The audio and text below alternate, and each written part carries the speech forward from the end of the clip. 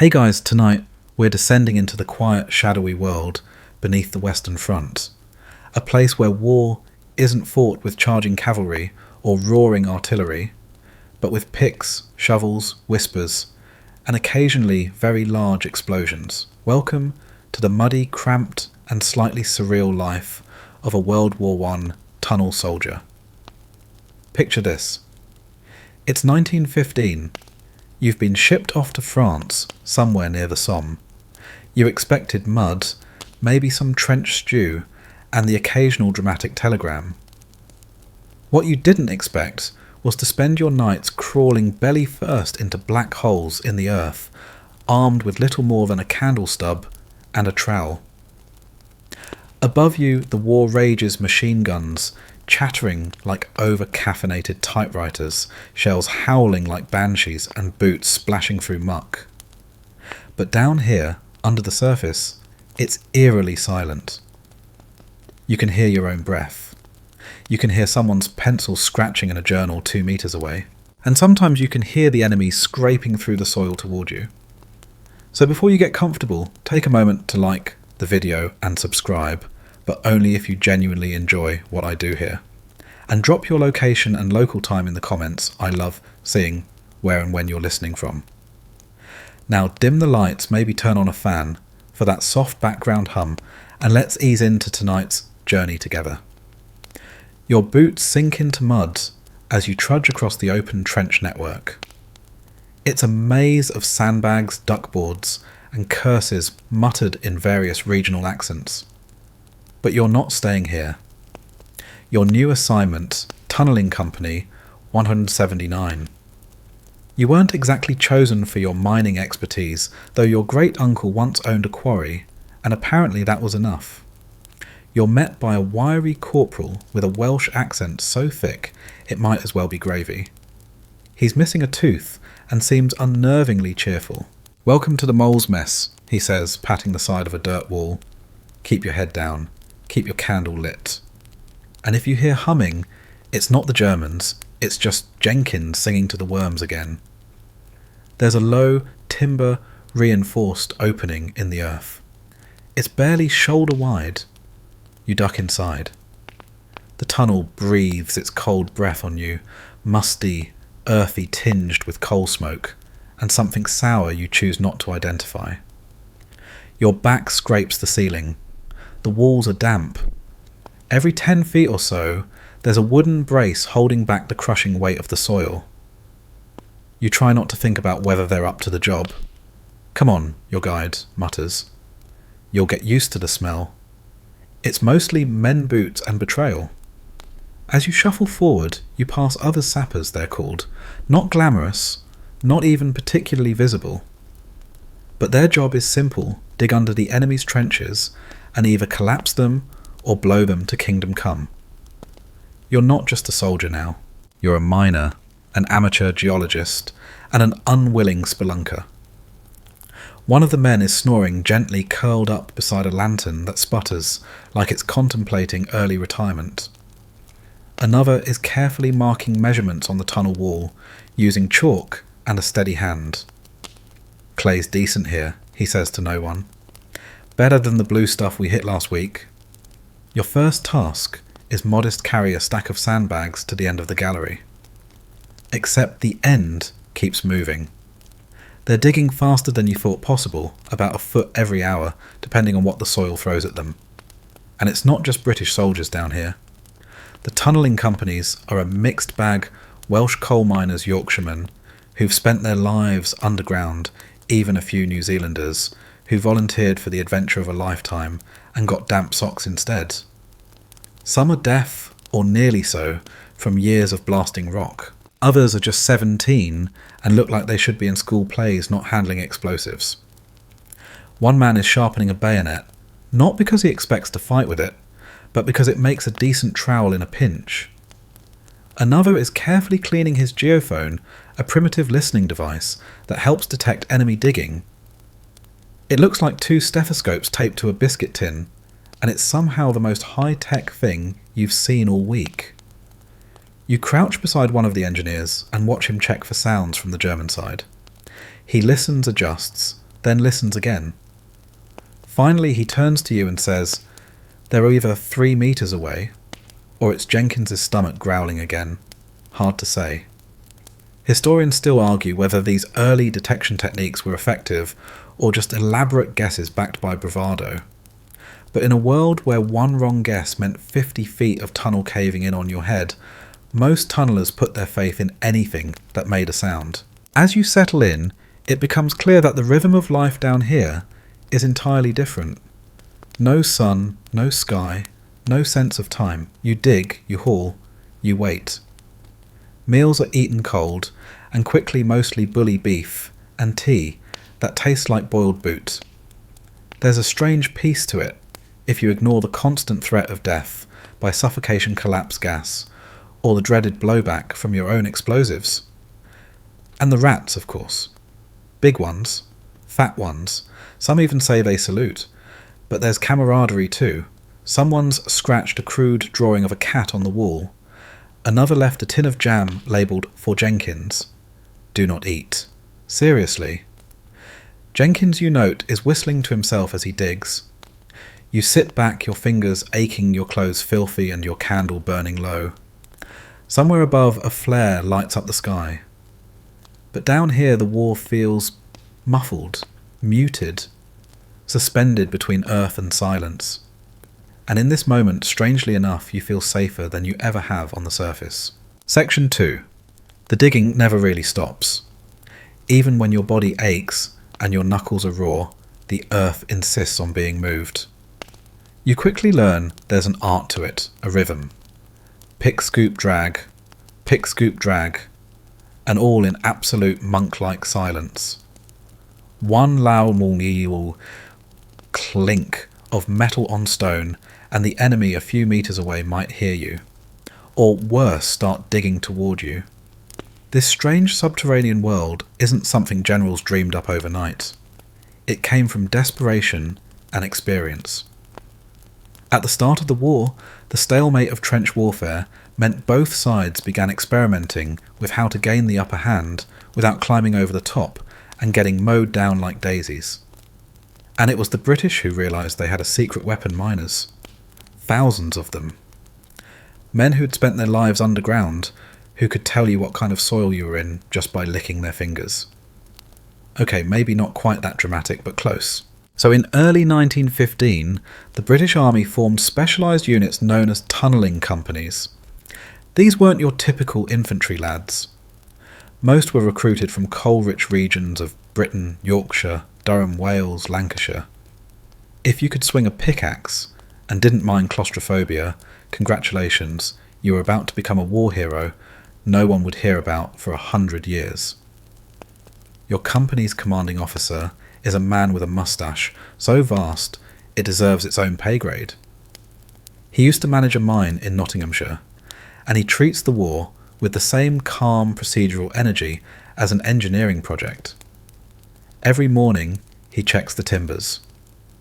Every evening he recalculates soil pressures, and if anyone dares complain about trench foot, he hands them a shovel. Despite the chaos above, there's a surprising amount of discipline below. Plans are drawn, shafts are mapped, sentries are posted with listening gear at all hours.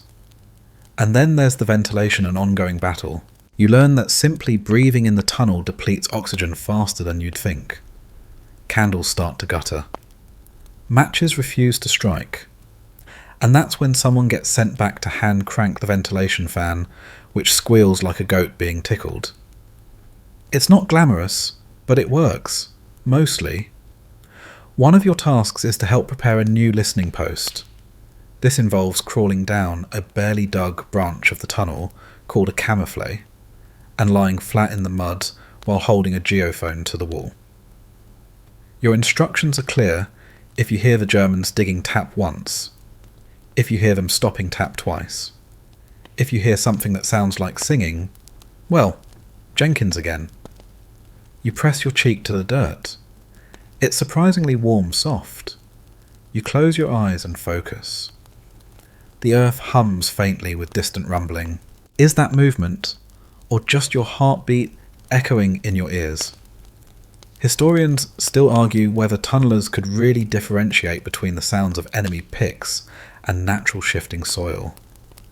Some claim they could. Others say it was guesswork dressed up as bravado. Either way, your commanding officer takes your tap once very seriously.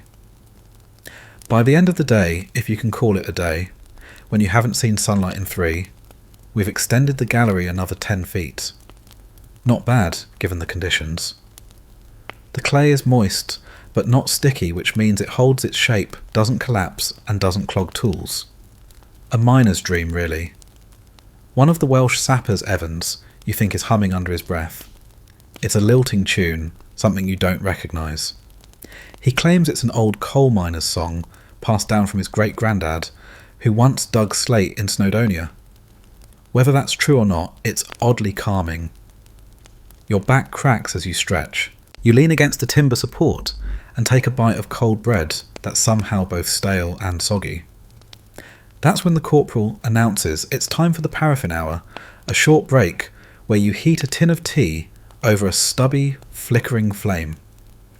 The tea tastes like rust and regret, but it's warm, and that's something. A rat scurries by.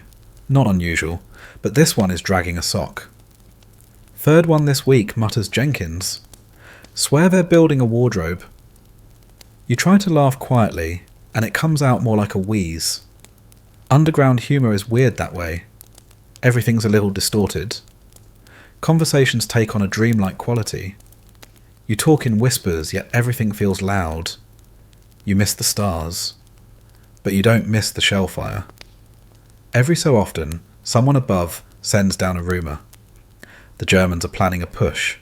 The Canadians are bringing in a new tunnelling unit. The French have found a way to reinforce their shafts with some kind of new concrete. It all blends together, just background noise, until someone mentions that the Germans have begun countermining. Now that gets your attention. Countermining is the worst kind of guessing game. Somewhere out there in the dark, another team of tunnellers is digging toward you. Their goal? Blow your tunnel to bits before you blow theirs. It's a silent duel. No guns, just pressure, just listening, just praying that when the blast comes, it's not under your feet. You start paying closer attention to every vibration, every odd creak in the timber. That rustling. Not a rat, you're sure of it. One evening, a shift change brings in 2 new lads, both from the Somerset coalfields. They look tired even before they crawl in. One of them, a man with soot-smudged cheeks and a wicked sense of sarcasm, offers you a licorice root. Says it helps with the air quality. You're sceptical, but take it anyway. It tastes like chewing on an old boot, but oddly your lungs feel clearer. By the time your shift ends, you've forgotten what fresh air feels like. You climb up, blinking at the faint lanterns above. A light drizzle taps on the sandbags. The trench smells like wet wool and iron. Someone's playing a harmonica. Badly. You pull off your helmet, stretch your back, and glance down the shaft. Darkness waits. But you know you'll be back. Because weirdly this is starting to feel like home. Section 3. Your hands don't feel like yours anymore. The skin is permanently lined with grime. Your fingernails chipped and packed with soil. Your wrists ache, your forearms throb. But today you're being introduced to the true delicacy of the tunneller's art tools. You thought you'd just be digging with a standard army-issue spade. Oh no. Welcome to the silent arsenal of underground warfare. The pickaxe is still king, but it's a quiet, stubby cousin of the one you'd use in a garden. The blades are dulled intentionally, so they don't ring out when they strike stone. Noise, remember, is your deadliest enemy down here, after sudden cave-ins, methane pockets, and Jenkins's jokes. There's also the clay spade, flat, narrow, and perfect for scooping sticky soil in narrow galleries. You learn to hold it sideways, letting the dirt slide out like batter from a tin. And for more delicate tasks, there's the trowel. You treat it almost lovingly, wiping it clean after each use. Tunnelers are sentimental about their tools. Some even give them names. Yours doesn't have one yet. Maybe something understated like murder spoon. Then there's the geophone again, your awkward, beloved ear-to-the-wall companion. It looks like something a 10-year-old might cobble together from plumbing parts and a stolen trumpet. But it works, most of the time. You're taught how to use it by a Scot named McAllister, who claims he once found a German shaft using nothing but the vibrations of a beetle walking across a support beam. You're not sure if he's joking. He has that Scottish deadpan that makes everything sound at least 30% believable. Put this bit on the dirt. Yeah. Now listen. Hear that? That's just Jenkins snoring 2 shafts over. But that little scratchy bit, that's movement. Might be rats. Might be the enemy. Could even be the tunnel settling. Or ghosts. He doesn't blink. Historians still argue whether tunnel detection gear was a real science or just the psychological equivalent of water dowsing. But the best sappers swear by it, and you're not about to argue with a man who can hear beetles. Today you're learning how to reinforce a shaft properly. It's not just about digging, it's about making sure what you dig doesn't come crashing down on you in the middle of tea break. The timber frames called sets are cut to exact lengths and wedged into place as you advance. You learn how to wedge each beam with a wooden dog, a sloped peg that keeps it tight against the pressure of the soil. You hammer quietly. The vibrations carry. Always listen, your corporal says. The earth will talk to you, usually just says, I'm heavy, but sometimes it warns you. And then there's the sandbag ballet. Every bit of dirt you pull out has to go somewhere. But you can't just chuck it out the tunnel mouth enemy scouts are watching for soil dumps. So you bag it quietly and pass it hand to hand like a bizarre underground conga line of dirt. Sometimes they repurpose it for above ground trench walls. Sometimes they just hide it in shell craters. You've also now been entrusted with the tunnel sketchbook. Not to draw pretty trees, no, this is the engineer's record of shaft layouts, branch directions, and pressure notes. It's all scrawled in a shorthand you're still deciphering. You flip through and see diagrams of previous collapses with little XS and arrows. One entry reads, probable enemy countershaft 7 empalms west. Audible clinking. Watch Jenkins. No one seems to explain the last part. Then there's explosives. Now don't get too excited, this isn't Hollywood. You're not planting sticks of dynamite with a jaunty wink. You're tamping aminal, an incredibly volatile mixture of ammonium nitrate and aluminum powder into long, narrow galleries beneath enemy trenches. The goal, place enough to lift an entire section of ground, along with anyone standing on it. You handle it like a nervous nanny holding an overfilled chamber pot, slowly, carefully, absolutely no jokes about lighting it early. A Canadian sapper named Rousseau shows you how to lay the detonator wire. His voice is a sleepy drone, oddly comforting, even as he discusses effective blast radius and percussion-driven cavity collapse. You nod and pretend you understand. Mostly you're thinking about not sneezing. At one point, someone knocks over a crate of fuses. The entire gallery freezes. No one breathes.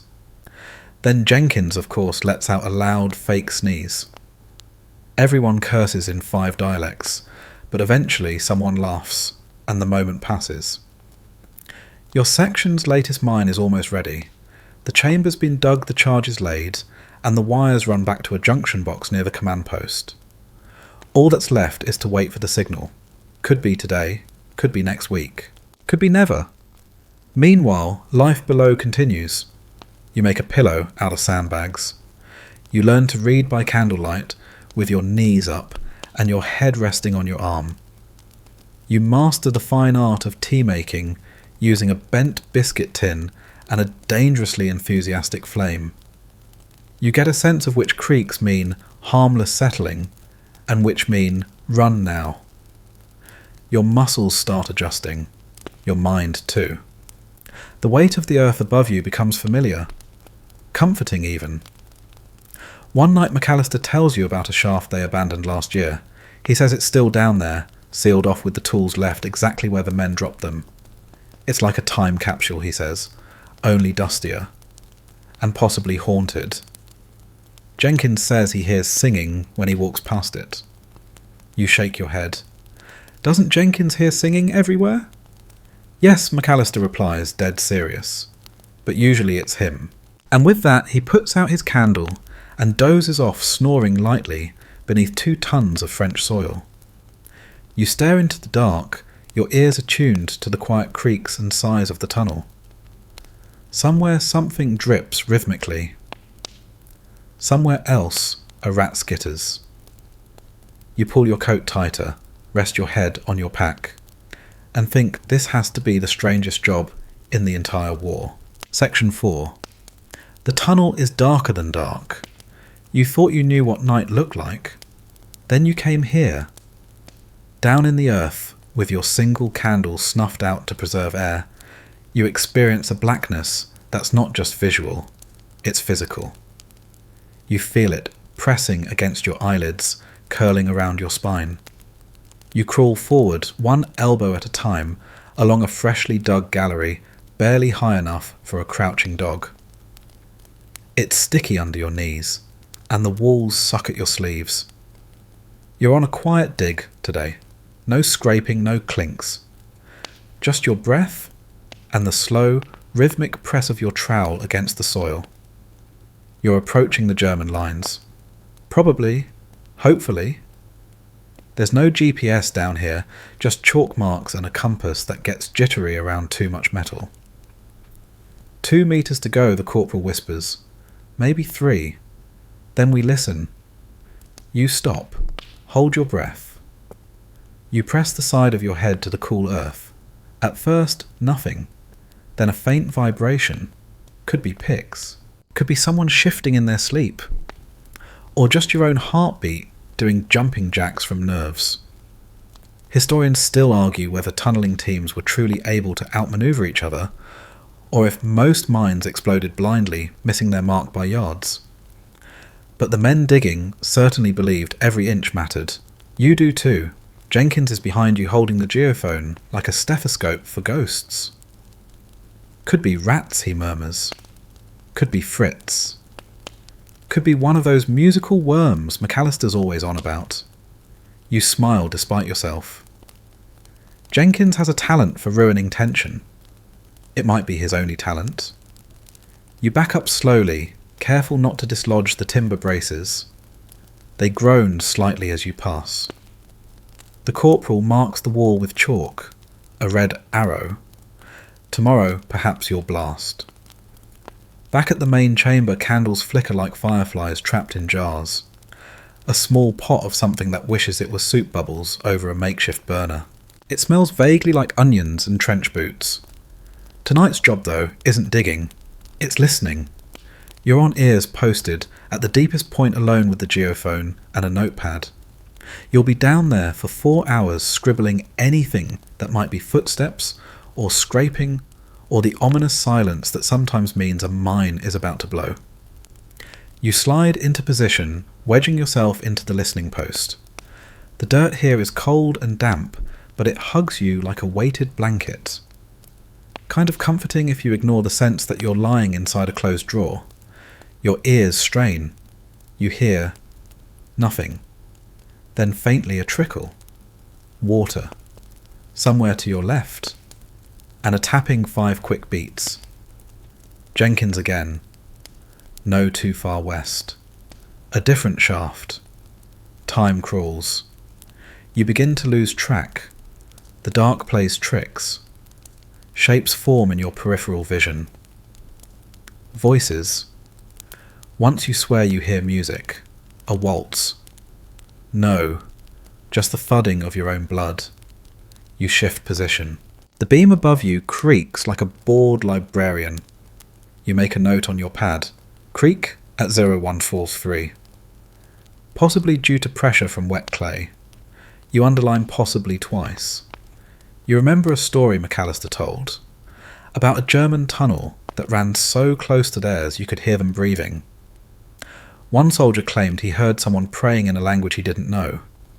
They never blew that tunnel. Left it alone. Out of respect, he said, or superstition. The longer you're down here, the more superstitious you become. Eventually your replacement arrives a sleepy Canadian with soot-streaked cheeks and a nervous blink. You hand off the geophone, stretch your legs, and crawl back up toward the main chamber. The air feels thicker now, like someone added soup to it. You reach the cookfire, where someone's managed to boil water using a length of copper pipe and determination. You're handed a tin cup of tea that tastes like metal and reassurance. Evans is carving a rat out of soap. You think it's a rat anyway. Could be a badger. Could be Jenkins again. The topic tonight is tunnel hallucinations. Everyone has a story. Glowing eyes in the dark. Breathing walls. A German soldier seen crawling backward through a shaft, but when followed, he was gone. The corporal says it's carbon monoxide poisoning or just sleep deprivation. Jenkins suggests ghosts with union memberships. You notice someone's posted a new drawing on the wall, a crude cartoon of two tunnels colliding like spaghetti noodles. One has a little British flag, the other a German pickelhaube. They're high-fiving. You laugh harder than you should. As you lie down for some rest, the sounds of the tunnel lull. You murmur jokes, the distant hiss of steam, and the occasional shuffle of unseen feet. You tuck your coat under your head, close your eyes, and let yourself drift. You dream of dirt, of crawling endlessly through chocolate-coloured clay that tastes like coins and smells like old books. You dream of light at the end of the tunnel, but it keeps receding, always just beyond your reach. You wake to silence. Your candle's gone out.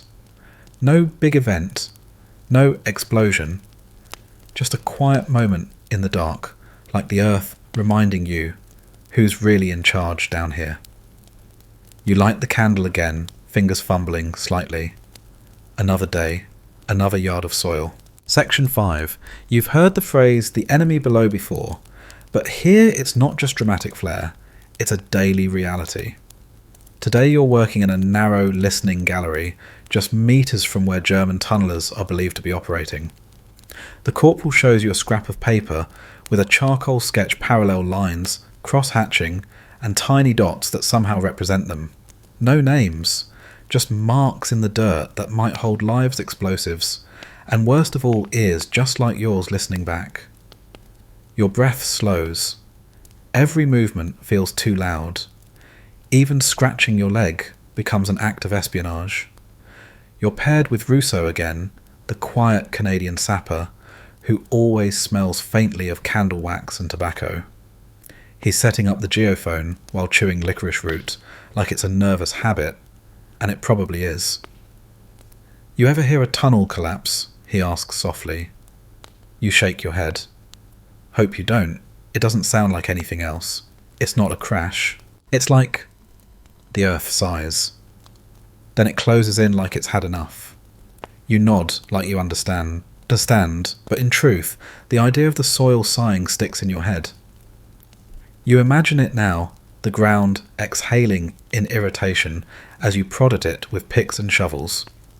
A new order arrives, slow digging only. The Germans might be within 4 metres now, and the risk of being overheard is high. No picks. Only trowels, only whispers. And a strange new rule, no singing, not even Jenkins. He's devastated. You start digging with the delicacy of a museum conservator restoring a broken vase. Every scoop feels like an intrusion. You feel for vibrations more than you hear them subtle, like a second heartbeat somewhere deeper in the soil. Suddenly, Rousseau freezes. His eyes widen. He gestures flat hand palm down the sign for stop everything. You do. You wait. And then you hear it too. A faint repetitive sound. Scraping. Digging. Not yours. Not from your gallery. Coming from just beyond the wall, maybe 3 metres, the corporal arrives, listens, and curses under his breath. Fritz is close. They don't dig like you. British tunnellers tend to be methodical, measured strokes, constant bracing. The Germans, especially the Bavarian units, are more aggressive, pushing. Quickly, sometimes taking risks. That scraping you hear, it's fast, desperate. Could be they're laying charges, someone says. Could be they're lost, says Jenkins. Or trying to find Jenkins. I get that a lot. Nobody laughs. That night, there's no sleep rotation. Everyone's either listening or reinforcing. Rousseau is helping set up a camouflage chamber, a small side tunnel, where if needed, explosives can be packed and detonated to collapse the enemy tunnel rather than explode it outward. It's a defensive weapon, a plug made of blast and rock. Historians still argue whether camouflages were truly effective, or if they often caused more damage to their own tunnels than the enemy's. You're not especially eager to test the theory. As night bleeds into morning, the digging sounds grow fainter, then vanish entirely. You'd think that would bring relief. It doesn't. Why'd they stop, someone asks. Are they done? Or are we, Evans suggests, it's a trick. That they've stopped to listen for you. That both sides are lying there now, ears to the wall in perfect symmetry. You and a German sapper, face pressed against dirt, waiting for the other to twitch first. The war reduced to a staring contest with soil. The corporal decides to hold position. No further digging. Just listening. 2 men are posted around the clock now, and even Jenkins is forced to be quiet. He communicates in elaborate hand gestures, including one that may or may not be sign language for "I want tea." With little else to do, you start inspecting the timbers for signs of stress. One of the braces is damp, not a good sign. You wedge in a new support, and hear a low groan from above. You freeze. So does everyone else. The tunnel settles again. No collapse. Just that sigh Rousseau warned you about. During your next break, you sit in the main chamber, sharing a tin of treacle with McAllister. He tears bread with the solemnity of a priest at communion and says, "You know they're probably just as scared as we are. The Germans, I mean." You nod. Same job. Same tools. Same trench stew, most likely. I wonder if they've got their own Jenkins.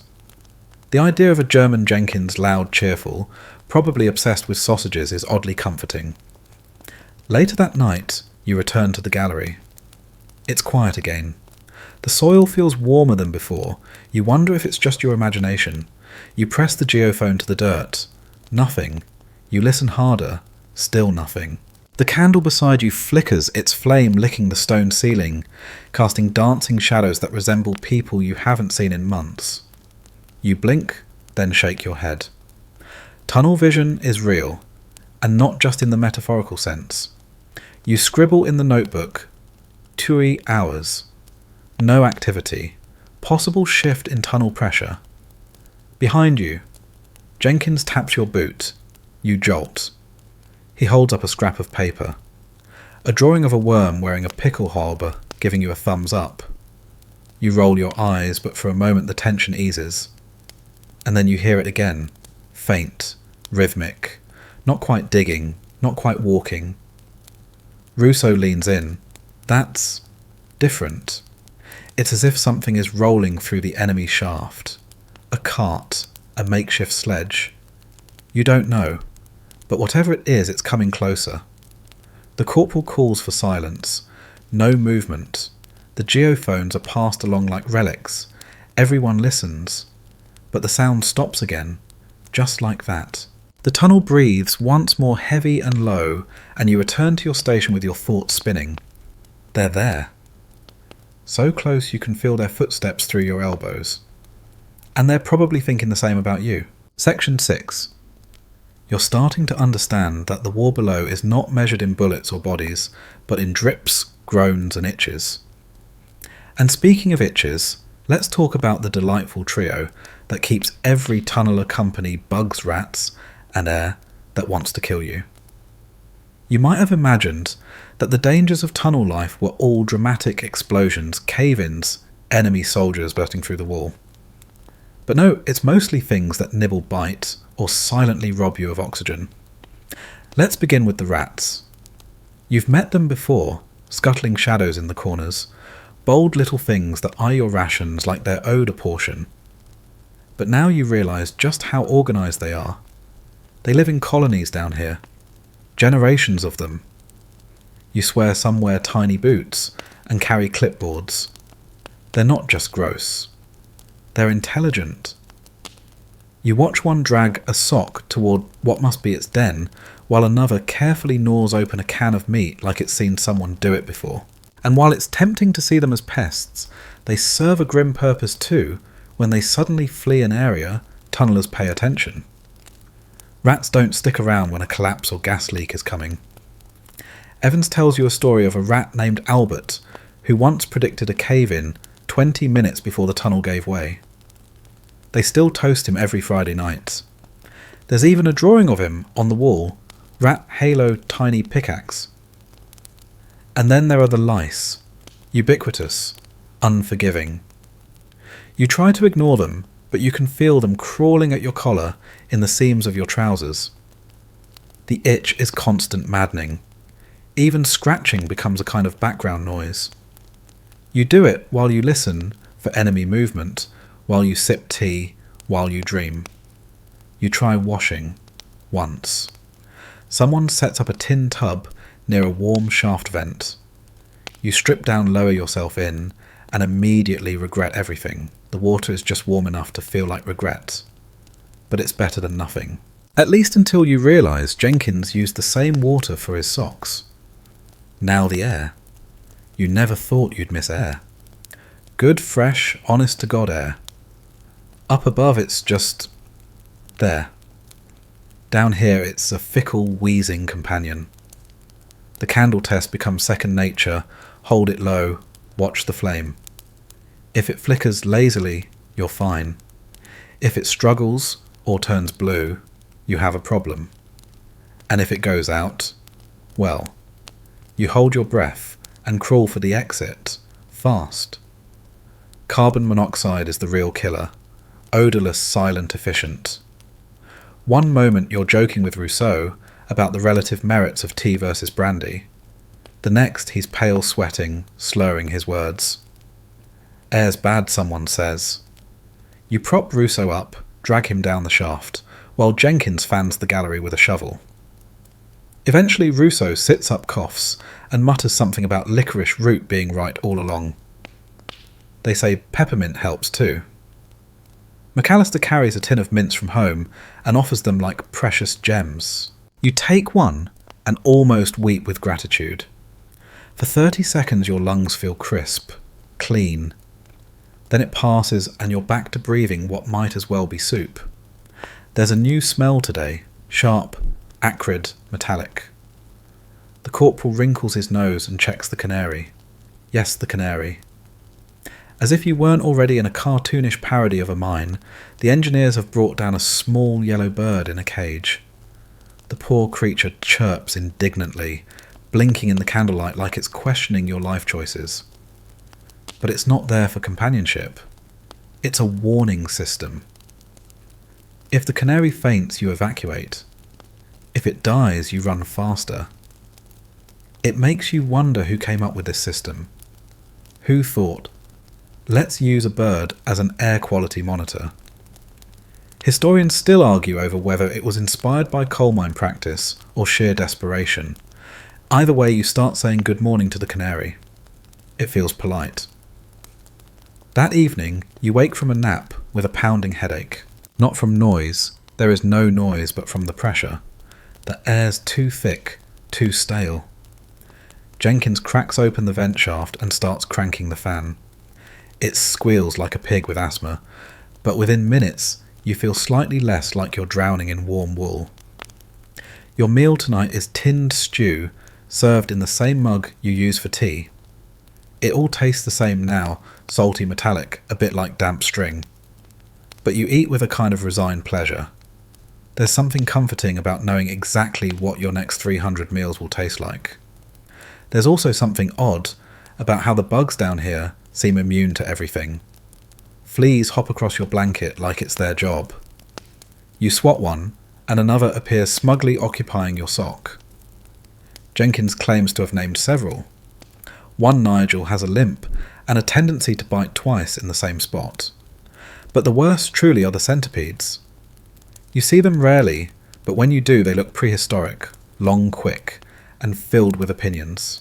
One crawls across your shovel and disappears into the wall like it owns the place. You briefly consider asking for leave. You spend the rest of the night reinforcing the western shaft. Not because it needs it, because keeping busy keeps your mind off the things crawling on and beneath you. The rhythmic tap of hammer on brace, the hiss of paraffin, the quiet scrape of spade on soil, it all becomes a kind of lullaby. You lie down on your side, curl up in a cocoon of scratchy blankets, and whisper goodnight to the canary. It chirps once. You decide to take that as a good sign. Section 7. There's a peculiar quiet in the tunnel this morning. Not the usual hush of cautious digging or muffled jokes, but a heavier stillness. The kind that makes your skin itch before anything happens. You're assigned to the main shaft with Rousseau and Evans inspecting the detonator lines one more time. Today the big one goes up. This mine has been in the making for weeks, maybe longer. You've lost track of time in the dark. The chamber is packed with nearly 40,000 pounds of ammonor, enough to lift a good portion of the enemy line into the sky and leave a crater that could double as a swimming pool. Not that anyone's swimming today. Your job. Make sure the wires are dry, the charge chamber is undisturbed, and everything is sealed to the corporal's exacting standards. We're not blowing a birthday candle, he reminds you. We're opening the gates of hell quietly, professionally, and with proper documentation. The mine is located near a sector of the front line the Germans have fortified heavily. Their trenches are deep reinforced, and frankly a pain in the neck.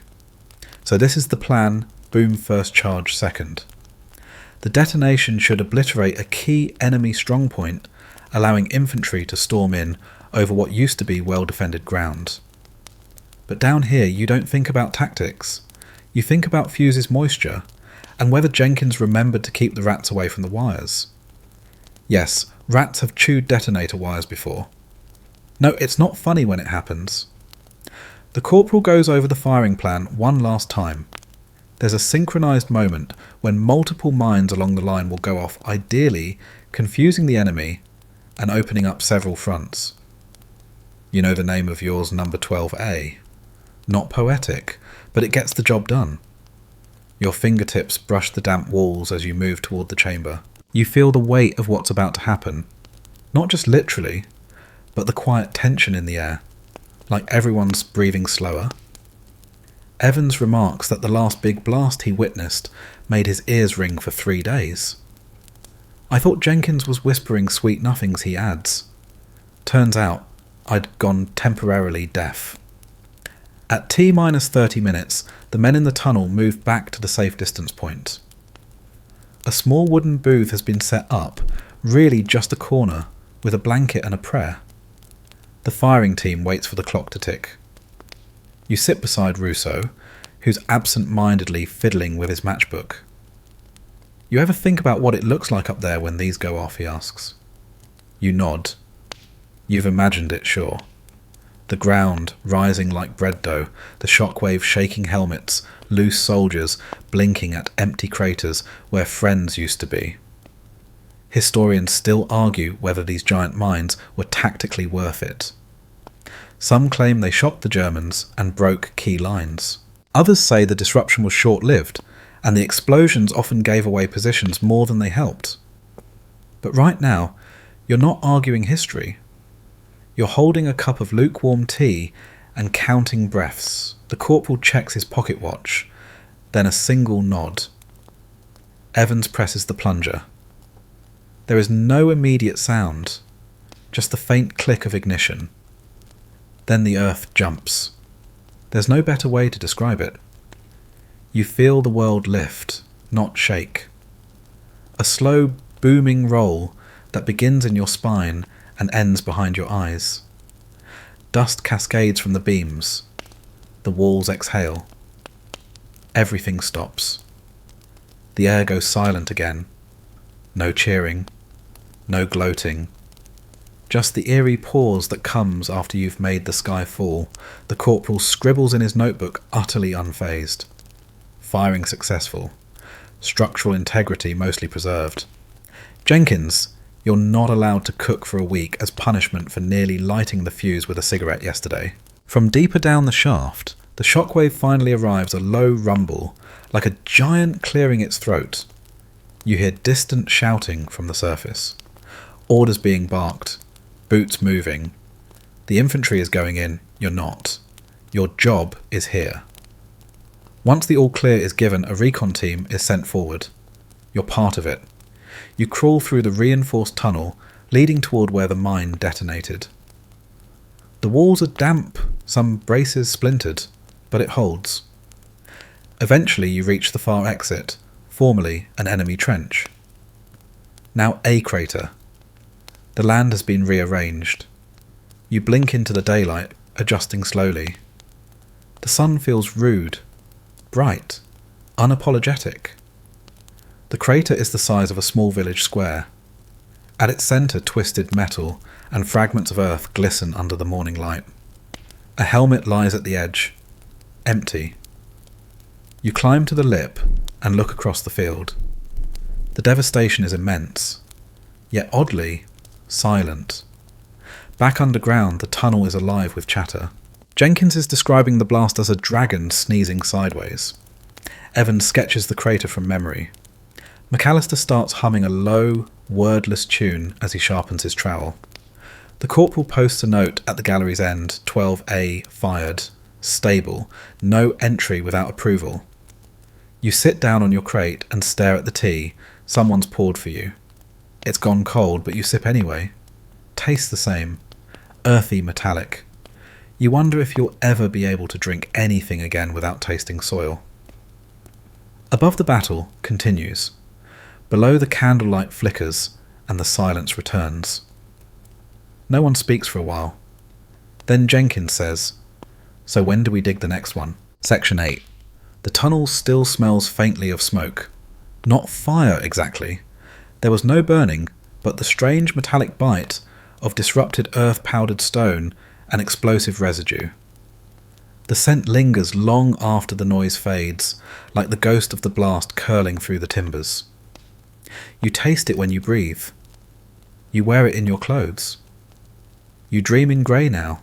Today you're crawling toward one of the most talked about mine craters on the Western Front, Lochnagar. You weren't there when it was detonated, but the story has been told, retold, exaggerated, downplayed and mythologized by every tunneler who's passed within 5 miles of it. You're told the explosion on July the 1st, 1916 was so massive that it could be heard in London. Others say it turned the sky orange and kicked a German machine gunner 30 feet into a tree. Whether any of that's true or not, the size of the crater doesn't lie. Even now, months later, it's like staring into a giant empty eye socket, shattered, still unnervingly neat. You crawl through a collapsed shaft nearby one of the old approach tunnels now filled halfway with mud. Above you, boards groan with the weight of time. Lochnagar was one of ours, the corporal says, as if you hadn't heard the story 6 times already. Over 60,000 pounds of aminal, dug under the German line at La Boisselle. Took weeks, maybe months. 2-man crews 24 hours a day. He pauses, wiping sweat from his brow. And when it went, it was biblical. You nod half out of reverence, half because that word feels about right. You imagine it now. A cool morning, dawn light, men watching from trenches with nervous energy. Then the sudden, violent eruption, earth, flung hundreds of feet into the air. And then silence. The kind of silence that falls when nature itself seems stunned. Historians still debate whether Lochnagar was effective. It caused chaos, yes, and stunned German defences. But the infantry advance that followed, poorly timed and overly optimistic, ran straight into machine gun fire. The crater became a landmark, but not necessarily a turning point. Some say it was a failure wrapped in an impressive bang. You crouch near the rim, Jenkins beside you. He whistles low. You reckon any of them are still under there? You don't answer. Everyone wonders the same thing. Russo pulls out a sketchbook, flips to a fresh page, and begins to draw the crater. He shades it carefully, almost tenderly. Looks like the moon, he murmurs. Evans adds, or a bite taken out of the earth. McAllister tells you that early estimates put the crater at 300 feet across and 90 feet deep. Deeper than most swimming pools, though I wouldn't recommend diving in. That gets a chuckle even now. As you walk around the perimeter, you notice bits of debris still embedded in the soil. Metal fragments, bricks from a blown-out bunker, even a twisted piece of railway track that somehow landed like a question mark. You run your fingers over it, half expecting it to twitch. Then something unusual, a boot worn and half buried in clay. No foot inside, just a hollow memory of someone's last step. You cover it gently with your scarf. Later back in the shaft, you ask the corporal why we keep digging, even after mines like Lochnagar prove how little the explosions really change things. He shrugs. Because it's what we can do. We can't move the front. We can't stop the orders. But we can dig. We can lay charges. We can shake the earth. That's something. You suppose he's right?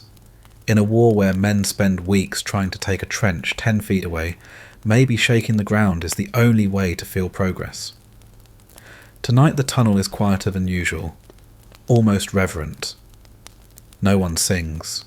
Even Jenkins is subdued, stirring tea with unusual care. Someone leaves a candle burning in the small side shaft that once pointed toward Lochnagar. It flickers like a memorial. You drift into sleep, thinking about the men who dug that mine. How they worked in shifts, silently, in suffocating darkness, hoping they wouldn't be discovered. How they packed the chamber sealed, it crawled back and waited for the moment when the world would change. How it did for a second, and then didn't. You dream of standing on the edge of the crater, staring down into blackness. You call into it, but the echo doesn't return. Just silence, rolling and endless. When you wake, the candle has burned down. Jenkins is snoring softly in his blanket cocoon. Russo has fallen asleep with his pencil still in hand. The corporal, as always, is still writing his notebook balanced on a crate. You stretch check the supports and listen. Somewhere in the distance, above or below, a shell explodes. The tunnel shivers faintly. You return to work. Another tunnel, another chamber, another crater to be. Because here in the dark progress is measured in inches and echoes. Section 9, you learn to listen for creaks. Not because they're interesting though, some do sound like groaning old men, but because each one might mean your tunnel is about to collapse and welcome you to the underworld. Tunnel maintenance isn't glamorous. It's not heroic, but it's how you stay alive. Today you're assigned to an older shaft gallery 36B. The air smells wrong, not deadly wrong, just uneasy, like something left too long in a damp cellar. The corporal leads the inspection with his usual mix of expertise and theatrical pessimism. Brace 7 looks like it's holding up the entire moral integrity of this place, he mutters. Your task, shore up the weak spots. Which means hauling timber planks, crawling on your stomach and trying not to think about the literal tons of dirt pressing down on your helmet like an overzealous aunt's hug. McAllister, ever the optimist, chimes in, think of it like redecorating, but with stakes. You inspect each support beam for signs of stress. Warping, cracks, moisture swelling. You knock gently on the wood, listening for hollowness. One brace gives a soft thud like tapping a pumpkin. Replace it, says the corporal. She's on her last prayer. You pull it out slowly, carefully, slide in a fresh beam, wedge it with a dogleg peg, then brace your back and hammer it into place. Every strike echoes like a whisper in a cathedral. Jenkins counts the hits out loud, then insists it's a lucky number. 7 and 3, he says. Always ends with 3. He says this every time. Then comes a more dangerous fix, a sagging ceiling brace with a visible bow. The clay has shifted, pressing unevenly. The risk here isn't immediate collapse, but the slower squeeze tunnel walls narrowing like the throat of an hourglass. You and Evans work side by side, installing a half frame to reinforce the walls. You wedge planks into place, ratchet them outward with a jack post, and mutter the usual prayers, not religious ones, just traditional. Please hold. Please hold. Please hold. Historians still argue whether tunnelling companies were more engineers than soldiers. But as you drive the final wedge into the brace and feel the pressure ease, you know this is engineering by survival. Then a sound you never want to hear. A pop, not an explosive worse. Timber under stress. The wall shifts slightly. A crack forms. Everyone freezes. You hold your breath. Then Jenkins, unable to help himself, says, "Well, I vote we evacuate. Or at least hold hands dramatically." The corporal doesn't laugh, but he nods. Out. Slow. No panic. You reverse crawl, dragging your kit behind you, every muscle tense. Behind you the tunnel groans again. Clay falls in thin sheets. A brace splits. You hear it. The sigh Rousseau talked about. The tunnel isn't falling yet, but it wants to. Once outside the unstable section, you breathe easier. The corporal marks the shaft unsafe. Do not enter. Then adds, almost fondly, temporarily moody. After tea and some calming rat spotting, today's tally 6, including one Jenkins insists, has a monocle "You're back to a safer gallery." This one's newer dug, last week, still damp, but blessedly intact. Here you focus on ventilation. There's a small shaft leading upward, lined with tin piping. You attach the hand crank fan at the bottom, and Jenkins starts turning with exaggerated effort. This, he gasps, is the only cardio I'm getting all month. As the air stirs, you feel it cooler, lighter, slightly metallic, but breathable. The candle burns cleaner. Your shoulders relax. It's not glamorous work, but it matters. You also help install a rudimentary air door made of oilcloth and sandbags. It helps control airflow between shafts. Simple, crude, and shockingly effective. When the door is sealed, the difference is immediate. Like flipping a switch between soup and air. In the quiet that follows, Rousseau shares a superstition from his home back in Quebec. Never whistle underground. It invites collapse, he says. And besides, Jenkins can't carry a tune. Jenkins begins whistling immediately. That night, McAllister reads aloud from a letter sent to him from back home. It's about sheep, oddly. His cousin is apparently breeding a line of sheep that can recognise faces. I plan to open a detective agency, the cousin writes.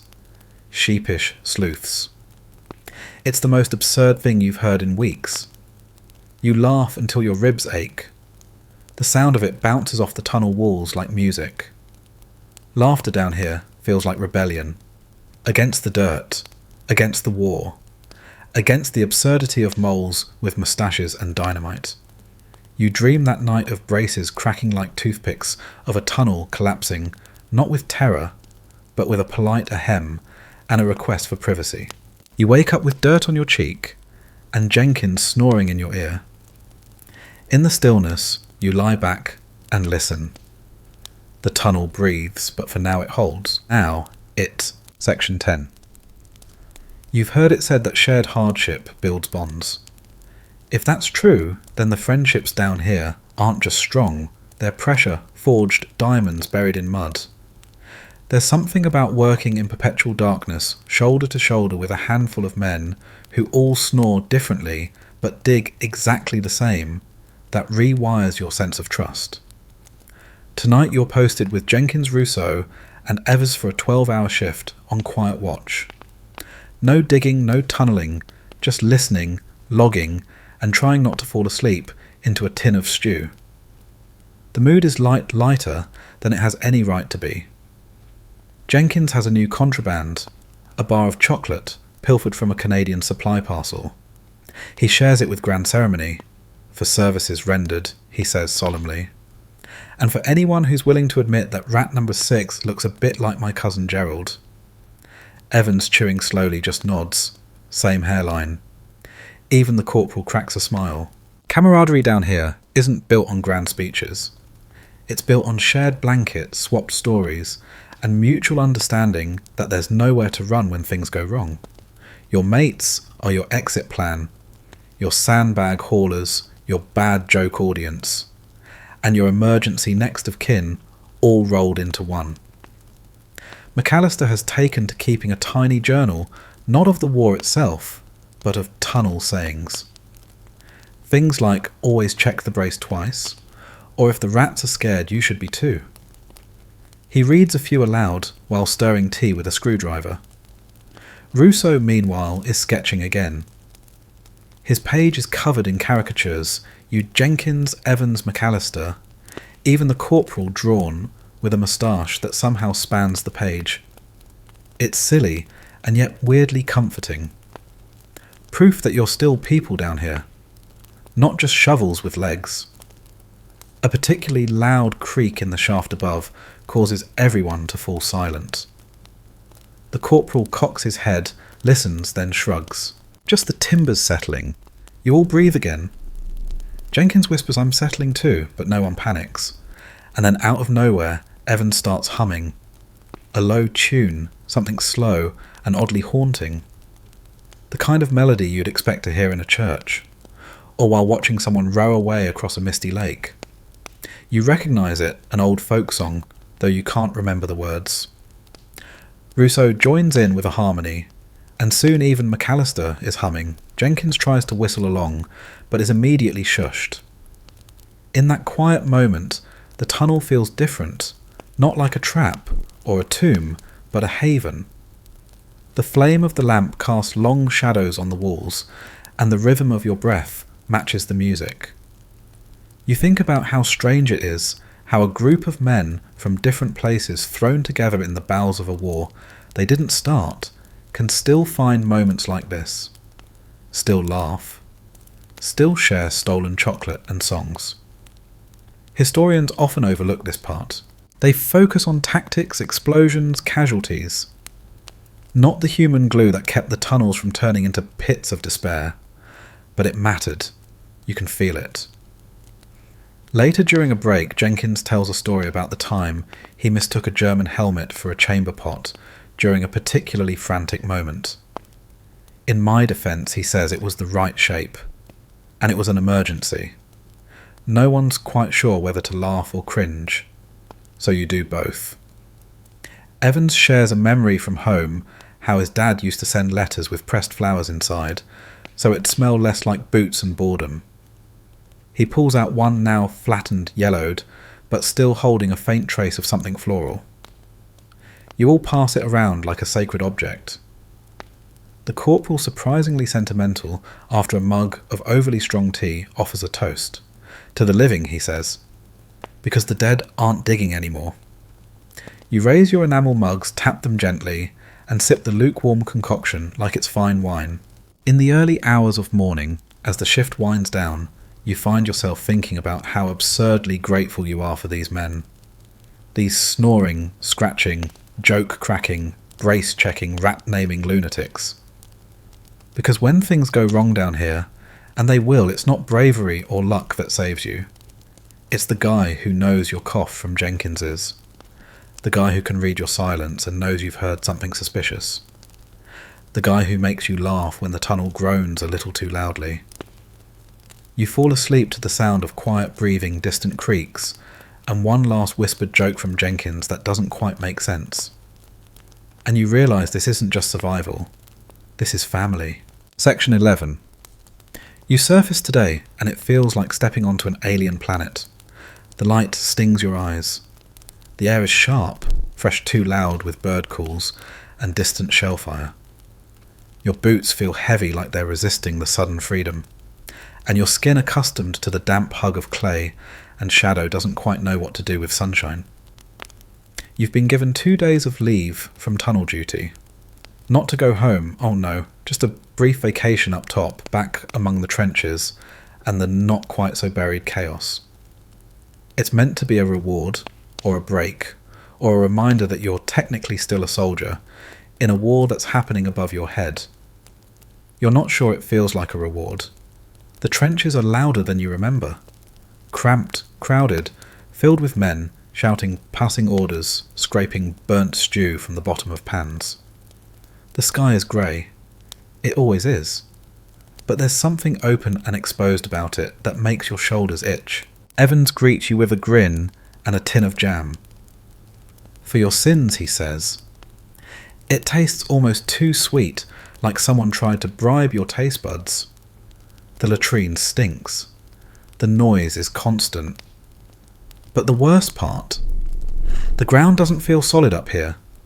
It shifts with footsteps, trembles with distant impacts. There's no ceiling pressing down to remind you you're protected by 20 feet of soil. Just open air and the promise of incoming shells. McAllister mutters that he feels naked as a shucked clam. Russo agrees and swears he saw a cloud shaped like a German sniper. You try to settle into the rhythm of surface life. Marching drills, rifle cleaning, soup queues. But it all feels like someone else's job. Like you're playing a part in a war play, reading lines in the wrong accent. You write a letter. It's the first in weeks. The pencil feels strange in your hand, and the words don't flow like they used to. What do you say, dear mum? The mud is thicker below. Jenkins is still alive.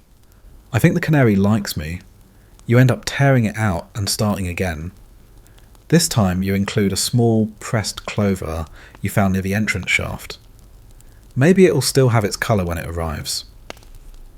At night, in the trench barracks, you lie awake, listening to boots clomp past your bunk.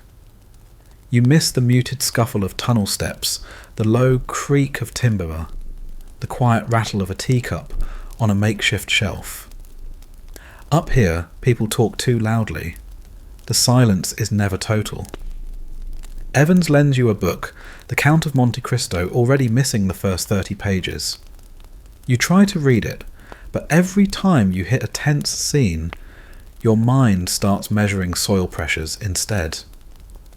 On your second night, a young infantry lad sits beside you and asks what tunnelling is like.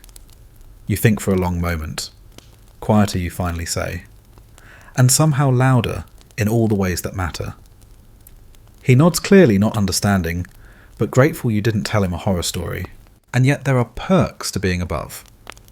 One of the cooks, a cheerful man with a French accent and a suspicious lack of military rank, gives you a slice of warm bread.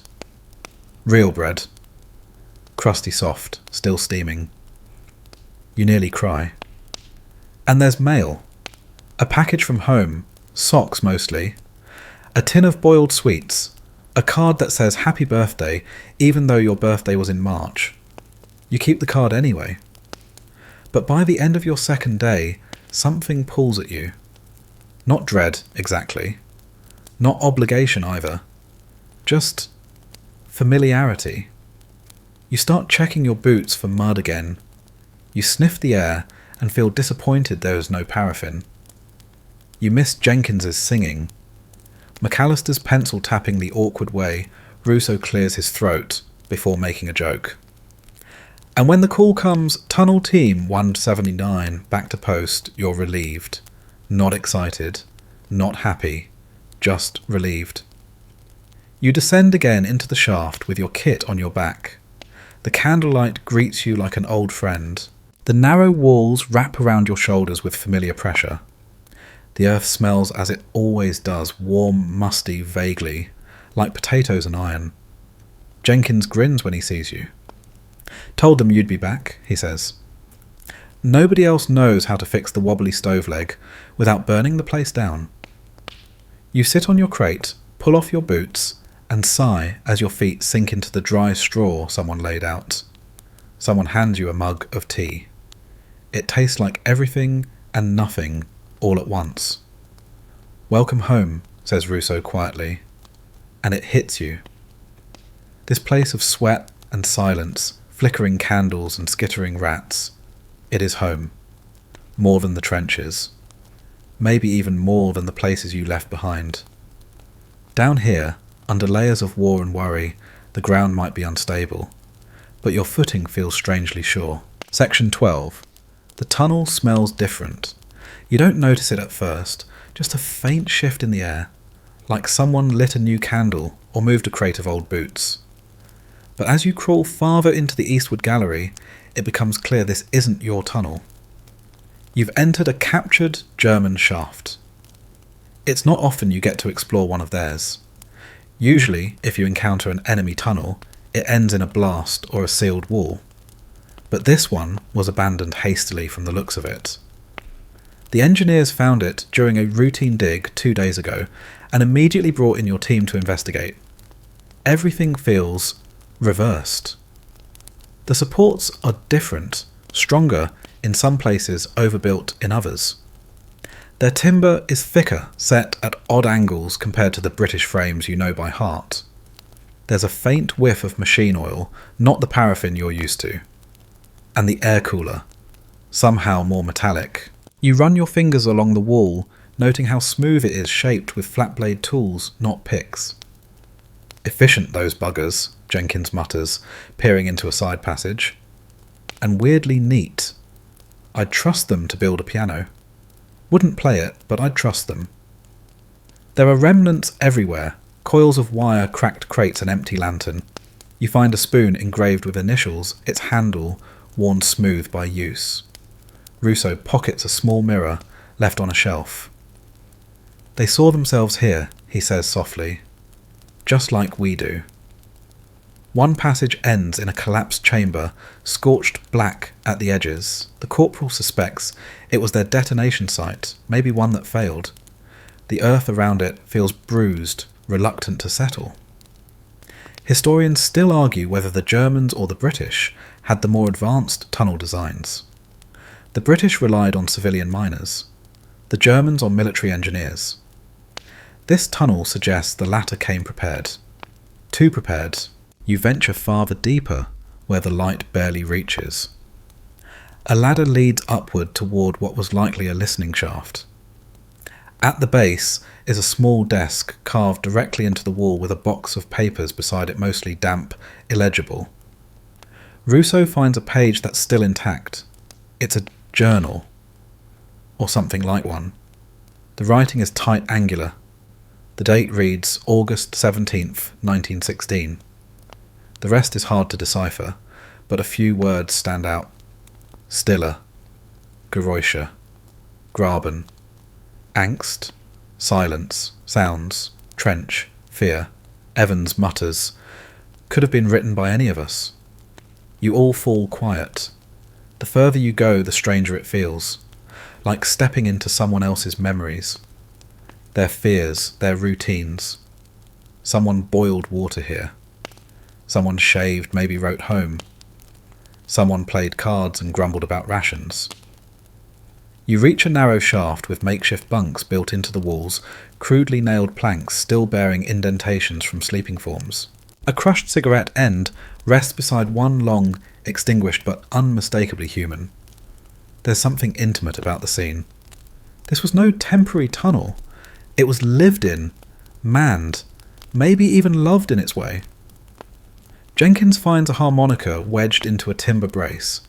He blows on it gently. It wheezes a soft broken note. He holds it for a moment, then tucks it into his pocket, murmuring, "Hope they didn't mind sharps." Eventually the shaft ends. Blocked by a deliberate collapse, an explosion from their side most likely. To keep you from finding more. To keep them from being followed. McAllister marks it on the map and leaves a note, German tunnel. Approx 130 m. Structural stable. Artifacts found. Do not reopen shaft 4C without authorization. As you retrace your steps, the air seems heavier. Not dangerous, just thick with presence. You realise perhaps for the first time that you're not just walking through dirt and wood. You're walking through someone else's fear, their boredom, their humour, their end. Later back in your own shaft, the candles feel warmer. The timbers creak more familiarly. You sip your tea and realise just how much personality a tunnel can have. Evan sketches the harmonica and the spoon. War museums will love this, he says, if any of us ever make it back to see them. Jenkins insists on naming the tunnel. Fritz's flat, he proposes. Or maybe the other living room. The corporal settles on shaft 7 west, recovered. Cold, clinical. The file name of something no one wants to remember. But you will. You'll remember the smooth walls. The folded blanket still left on the bunk. The silence that lingered, not like emptiness, but like a breath waiting to be finished. That night, you dream of unfamiliar voices speaking in low tones, not hostile, just tired. You dream of shared tunnels of candles, lit on both sides of 2 groups of men, listening to each other through a wall of soil and never knowing the words. You wake with your back against the timber, your fingers wrapped around your mug. And you think we were never that different. Section 13. You feel the vibrations before you hear the battle begin. A dull hum runs through the tunnel walls, shaking small dust motes loose from timber cracks and ruffling the flame of the nearest candle. Above ground, the artillery has begun again. You don't need to see it to know it's a heavy barrage. Sustained. Intentional. This time you're not just digging beneath the front, you're part of the plan. Command has decided to coordinate your underground operations with an offensive above, which means for the first time in weeks, your digging has an audience. Your shaft, long, narrow, and painstakingly braced, is set to breach near an enemy trench line just before the big push. The timing is everything. Too early and the Germans will react. Too late and you'll blow your own lads sky high. You're assigned to the breach gallery. The plan is simple.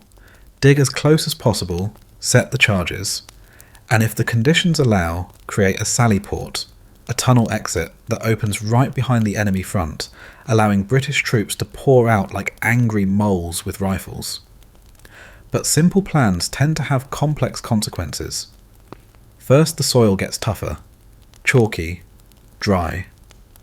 Not like the rich clay you've grown used to. It doesn't absorb sound well, and worse, it crumbles. Every stroke of the spade sounds like a shout. Every crack in the wall sends little pebbles tumbling toward your boots. Then there's the problem of them. You're not the only ones who know how to dig. Somewhere nearby, another enemy tunnel team is working. You've heard the scraping. Evan swears he felt footsteps, though he admits it might have been his stomach. The geophones confirm someone is close. Too close. Jenkins jokes about shaking hands through the dirt. No one laughs. You spend hours reinforcing the forward gallery. Sandbags are stacked along the sides, not just for protection, but to muffle any last-minute blasts. The corporal installs a small bell on a tension wire. If the wall is breached or even touched too forcefully, it will ring, quietly, but enough. Rousseau is on fuse duty again. He handles each strand like it's spun from glass. His hands always steady, never seem to shake. My father made clocks he tells you once, taught me to wind things slowly, never rush, time always wins. You carry the charges forward. Ammonal packed tight in watertight bags laid in a chamber barely high enough to kneel in. You feel like you're preparing a gift, one no one wants to receive. Historians still debate how coordinated these combined attacks really were. Some say the generals didn't understand the timing required for underground breaches. Others argue the tunnellers were the only reason certain offensives even had a chance. Either way, the result always comes down to whether the earth decides to cooperate. The night before the offensive, you're ordered to stand by. The gallery is ready. The charges are armed. All that's left is the weight. You sit with McAllister in the side shaft, sipping tea, so strong it could sand a table. He reads from his notebook. If the sky shakes, dig deeper. If the rats leave, follow them. If Jenkins offers to cook, decline politely. Jenkins throws a sock at him. You try to rest. It's impossible. The tension above seems to press downward. You can hear boots moving in trenches, shouted orders carried on the wind, the occasional bark of a rifle. It's like sleeping beneath a symphony, played on broken instruments. When the moment comes, it's sudden. The corporal receives the signal. The offensive has begun. Infantry are moving. It's time. You crawl to the plunger with Evans and Rousseau. The corporal checks the wires one last time. Nods. You press down. The charge detonates with a heavy whomp that you feel in your teeth. The air is sucked from the chamber, then pushed back hard. Dust rains down. The tunnel holds. Barely. The breach works. Above ground, British troops pour through. The plan for once doesn't collapse under its own weight. But you can't watch. You only hear the echoes. See the vibration marks on your tea mug. Smell the faint metallic tang of disturbed rock and shattered wood. And then the real surprise. One of the other shafts, unused for weeks long, sealed collapses with no warning. A section near Gallery 9. You rush their tools in hand, others following. It's bad. Timbers snapped like matchsticks. Dust so thick you can't breathe. You dig anyway. Evans coughs beside you, hacking through soil with a broken shovel. Jenkins is eerily silent, moving sandbags like a machine. The corporal barks orders you don't quite hear. All you hear is your own heart pounding the scrape of dirt. The desperate grunts of men who've dug enough graves to know what's at stake. You pull a man free, Private Wilkes, from another unit. His leg is broken, but he's alive. You hand him a rag for the dust, and he grips your wrist like a child lost in a crowd. Others are pulled out too, some limping, some dazed, one not breathing. You carry him up anyway. By the time the shift ends, the battle above has moved on. Success or failure, you're not sure. But you've seen what it took. That night, the tunnel is quieter than usual. Everyone speaks softer, even Jenkins. McAllister writes one more line in his book, "If the world ends, dig anyway." Sometimes it helps. You stare at the wall across from you, the wood grain soft in the candlelight, and wonder how long these tunnels will last after you're gone. And whether anyone above really knows who helped shape the battle from below. Section 14. It's almost strange to think the war might end. Not today, not tomorrow, but the whispers have started. Letters from home talk of fatigue in Berlin, of revolts and rumours. Officers speak with cautious optimism. And even Jenkins, who once predicted the war would go on until rats rule, the world admits things feel different. But here, underground, the work continues. You're helping seal up an old shaft gallery 3C, abandoned since spring. The corporal says it's no longer strategic. Too far west. Too unstable. And frankly too moody. You suspect he just doesn't want to lose another good man to a cave-in no one saw coming. It's a strange thing sealing a tunnel. Like tucking in a sleeping child who might never wake up. You pack sandbags, layer timbers, wedge in a final brace, and then stack the last boards over the mouth, like sealing a tomb. You pause, hand resting on the timber. Someone scratched their name into it months ago. T. Barker, April 17. He didn't come back from the Somme. You hammer the final nails slowly. Jenkins suggests leaving behind a token, a tin of tea, or maybe one of Rousseau's sketches. Something to mark the tunnel's existence. You all agree.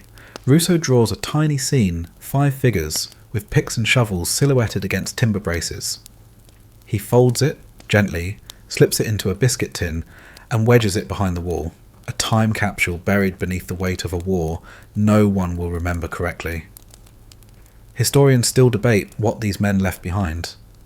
Some say the tunnels were just tools, use them, collapse them, forget them. Others believe they became a strange kind of home, a mark on the earth that outlived the men who dug them. You find yourself staring at the map later. So many lines. So many branching shafts and chambers. Some crossed enemy tunnels, others just ended mid-soil abandoned before they reached their mark. A few were repurposed. Others sealed like Gallery 3C. One Gallery 11A is still marked with a red X. Unstable, unknown depth.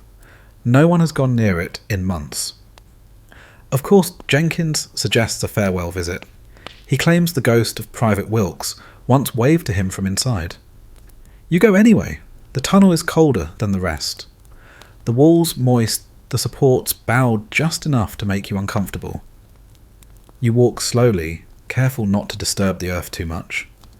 The deeper you go, the quieter it gets. Even Jenkins stops joking. At the end you find the old blasting chamber. Empty now, save for a single broken brace and a mound of fallen earth. You stand in silence. Someone whispers, "This one never fired, did it?"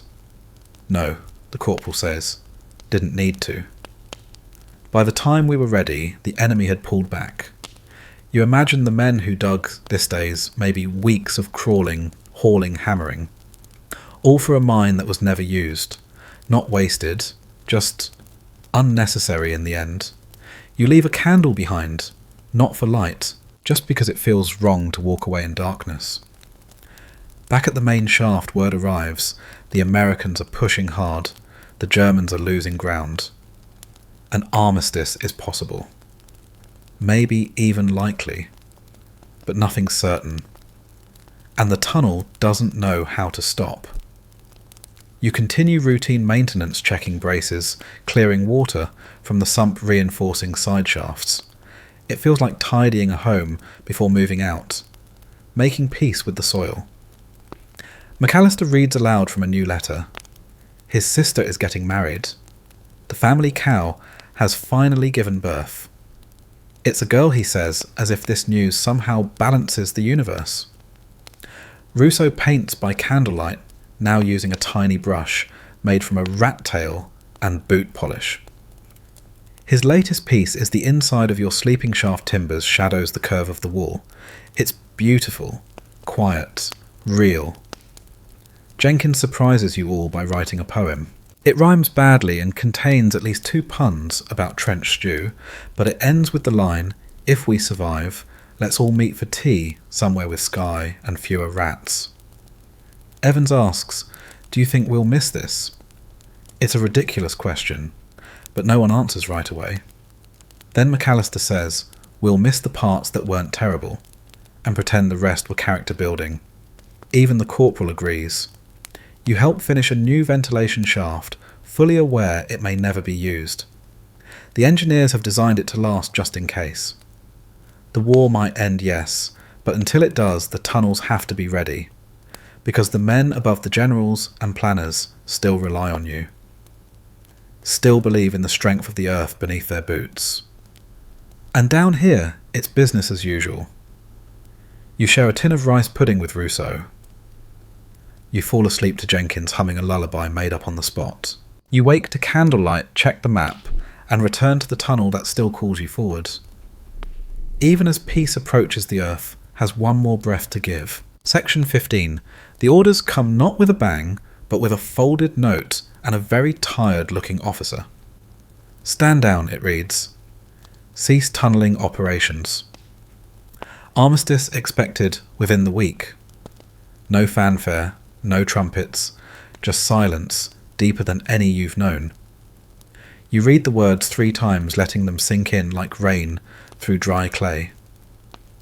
Jenkins breaks it with a celebratory whistle, which McAllister immediately declares a violation of Rousseau's no-whistling underground superstition. But no one cares. The war might actually be ending.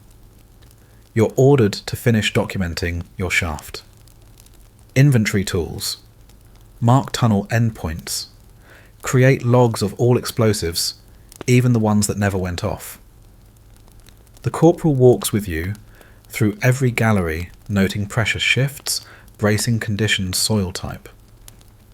His handwriting is as clean as ever, though you think you see his hands tremble once when signing off the final mine report. Gallery 1 is first to be sealed. A simple affair. 1 timber frame, a few sandbags, a sheet of corrugated iron with the words closed. Novin 1918, painted in white chalk. It looks like the entrance to a root cellar that no one dares open. Gallery 2 is next. You find an old boot in the corner and decide to leave it where it is. A marker of sorts. Jenkins adds a small wooden sign to the tunnel mouth. Tea room closed until further notice. You keep your helmet on, even though protocol says you don't have to anymore. Feels wrong to take it off just yet? You make one final round through the shaft that's become your favourite Gallery 5C. It's nothing special really. Short, clean, easy soil. But it's where you slept best. Where Rousseau painted. Where Jenkins finally got the stove working. You sit on a crate, sip your last tin of tea, and stare at the flickering candle. The tunnel is quiet, peaceful. You can almost forget where you are. You pack your kit slowly, folding your blanket with more care than it probably deserves. The corporal walks past and claps a hand on your shoulder. No speech, no orders, just that. The kind of gesture that says, well done. We made it, somehow. The last shaft to be sealed is the one that led nowhere. The shaft with no enemy at the other end, no explosion waiting to fire. Just clay and silence. You stand there longer than you need to, long enough for Jenkins to say, "You gonna marry it, or just write it poetry?" You smile and lift your shovel. The final sandbag goes in. The timber brace is bolted. The shaft mouth closes with a soft thud. And just like that, it's done. You climb the tunnel slope one last time. As you reach the surface, the sky feels too wide again, the air too sharp. But you know now that this too will pass. Above ground, the trenches are being cleared. Shells stacked in neat rows. Sandbags repurposed. Even the rats seem confused. The official word comes 2 days later. The armistice is signed. The war is over. You sit in the sun, your back against a trench wall, and breathe without counting. Some men cheer. Some cry. Some just stare. You find McAllister writing something in his notebook. He shows it to you. One final line, the tunnels are quiet now. But they remember. You nod. They will. That night, back in your bunk, you lie awake and listen. Not for digging, or creaking, or distant blasts. Just the soft, steady hum of nothing. It's the strangest sound of all. You're still now, safe. The tunnel has closed behind you. Your muscles loosen as the weight of earth and war lifts slowly, gently, like the last exhale after a deep breath held too long. You stretch out, no longer curled beneath timbers, but on a bed or a couch or somewhere soft enough to forget. The candlelight flickers behind your eyelids. You remember the smell of clay, the scrape of boots, the way tea tasted of metal and comfort. You remember the hush of earth, how it silenced everything but your heartbeat, and how despite it all, you found laughter down there, found songs, found friends. The war has passed. The tunnels remain not in maps or strategies, but in memory, in that quiet hum beneath the soles of your feet, in the shared breath of men who lived like shadows beneath the surface. Let the images fade now. Let the timbers recede. The geophones, the braces, the boots, the harmonica with the broken reed, all drifting softly into the corners of your mind like dust settling after a long shift. You're here, present, resting. No more watches, no more digging, just the low murmur of sleep approaching like an old friend. Boring history for sleep. The Aztec gardens that floated on water. Section 1. The sky above is soft with pre-dawn mist, the kind that clings to your eyelashes and hangs in the air like it's unsure whether to rise or settle. And all around you, nothing moves except the slow ripple from your canoe's paddle, the occasional bird call from somewhere unseen, and the gentle creak of wooden rafts that aren't really rafts at all. You're not on solid ground anymore. You're floating through one of the most mesmerizing farming systems in history, Chinampus, the so-called floating gardens of the Aztecs. But don't let that nickname fool you. These aren't lily pads with lettuce on them. They're massive, carefully engineered plots of farmland, sitting not on land, but atop the water, woven from reed's mud and generations of know-how. Gardens that float, not because they're magical, but because the Aztecs were really, really good at understanding nature's shortcuts. Now, I hate to say it, but you probably wouldn't last a day out here. You'd get lost in the fog, fall off the canoe, or more likely try to build your own chinampa and end up waist deep in lake muck, wondering why your chili plants are floating sideways. You're seated in a canoe so smooth it feels like part of the lake itself. Your guide, a silent, sure-handed chinampero, doesn't speak. He doesn't need to. His paddle dips once-twice in a rhythm older than the cobblestones in Tenochtitlan. The water parts before you like silk drawn through fingers. Mist curls around the edges of the chinampas. They rise out of the lake like sleepy green islands, long and rectangular, each one framed with ahuejo trees, the tall, straight willows that anchor the floating gardens to their muddy beds. They look like ribs in the body of the lake, laid out with geometric grace, each separated by narrow canals just wide enough for two canoes to pass, with a nod and a polite "don't bump the corn." Here's your mainstream historical fact. The Chinampas of Xochimilco were one of the most productive agricultural systems in the pre-Columbian world.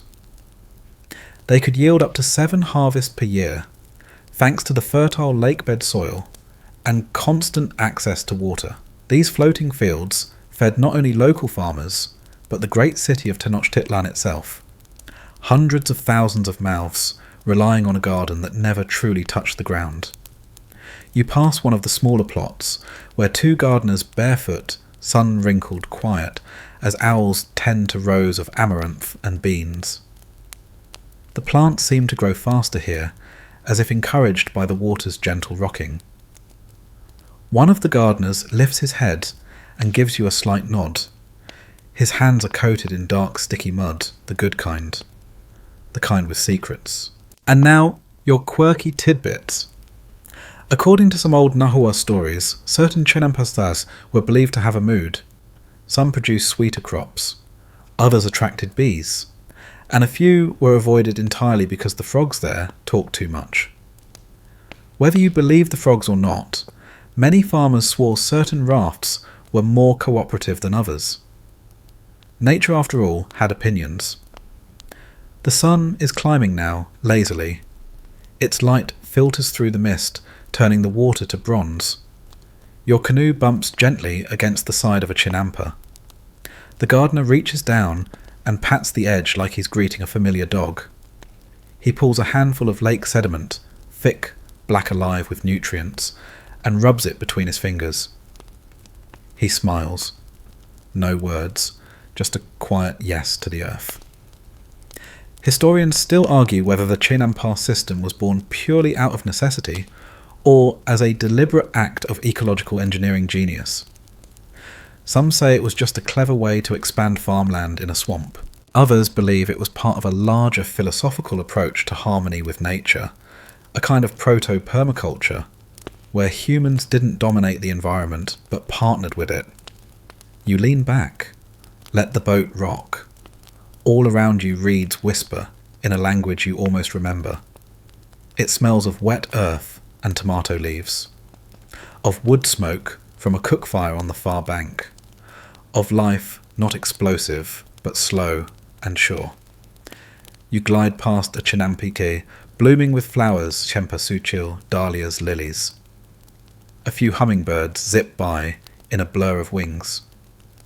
The flowers aren't just for beauty. They'll be sold at the market used in offerings woven into garlands for weddings and funerals alike. You dip your fingers in the water. It's cool, soft, somehow cleaner than expected. Beneath it, centuries of silt and sediment shift like buried memory. You breathe in, and for now, you are still. Section 2. Your canoe drifts quietly toward the edge of an older chinampa, the kind that creaks slightly when you brush against its roots, as though it's remembering something. The reeds here grow tall and thick, curling around the borders like guards on duty. And just beyond them, you spot the bones of a floating garden under construction. It looks a little like a raft, a little like a sandwich, and a lot like the beginning of something ingenious. A young chinampero kneels in the muck nearby, pulling together long bundles of tule reeds, tough, buoyant plants with more practical uses than you can count on two hands. He ties them together with cords made from maggie fibres, forming a mat as wide as a canoe and twice as long. With each knot, he hums softly the kind of tune passed down from someone's grandfather's grandfather. You ease closer to watch. He lays the reed mat across a patch of shallow water where other mats float nearby like lily pads on steroids. Then comes the next step layering. Here's your mainstream historical fact. Chinampas weren't just floating rafts tossed on a lake. They were carefully layered constructions. Farmers began with a base of reeds, then piled on lake muck compost, and dry lakebed soil in alternating strata. Over time, the weight and structure stabilised, and the garden grew heavy enough to seem like solid land, even though it floated gently with the water's rhythm. The young farmer works quickly scooping black sediment from the lake bottom with a gourd, then splashing it across the mat in thick, goopy swirls. The smell is, well, it's definitely earthy. Rich. Not unpleasant, but very persuasive in how it gets into your nose and doesn't let go. As he works, another man walks by, carrying cuttings of ahuejote saplings, the sacred willow trees that serve as anchors for the gardens. The farmer jabs them into the chinampa's corners, still humming. Over time, those roots will sink down, twisting into the lake bed, tying the entire structure in place like a ship docked to the soil. And now your quirky tidbit. Some chinamperos whispered that their best gardens chose their own routes. There are tales of floating rafts that drifted across the canal at night, stopping only when they liked the view.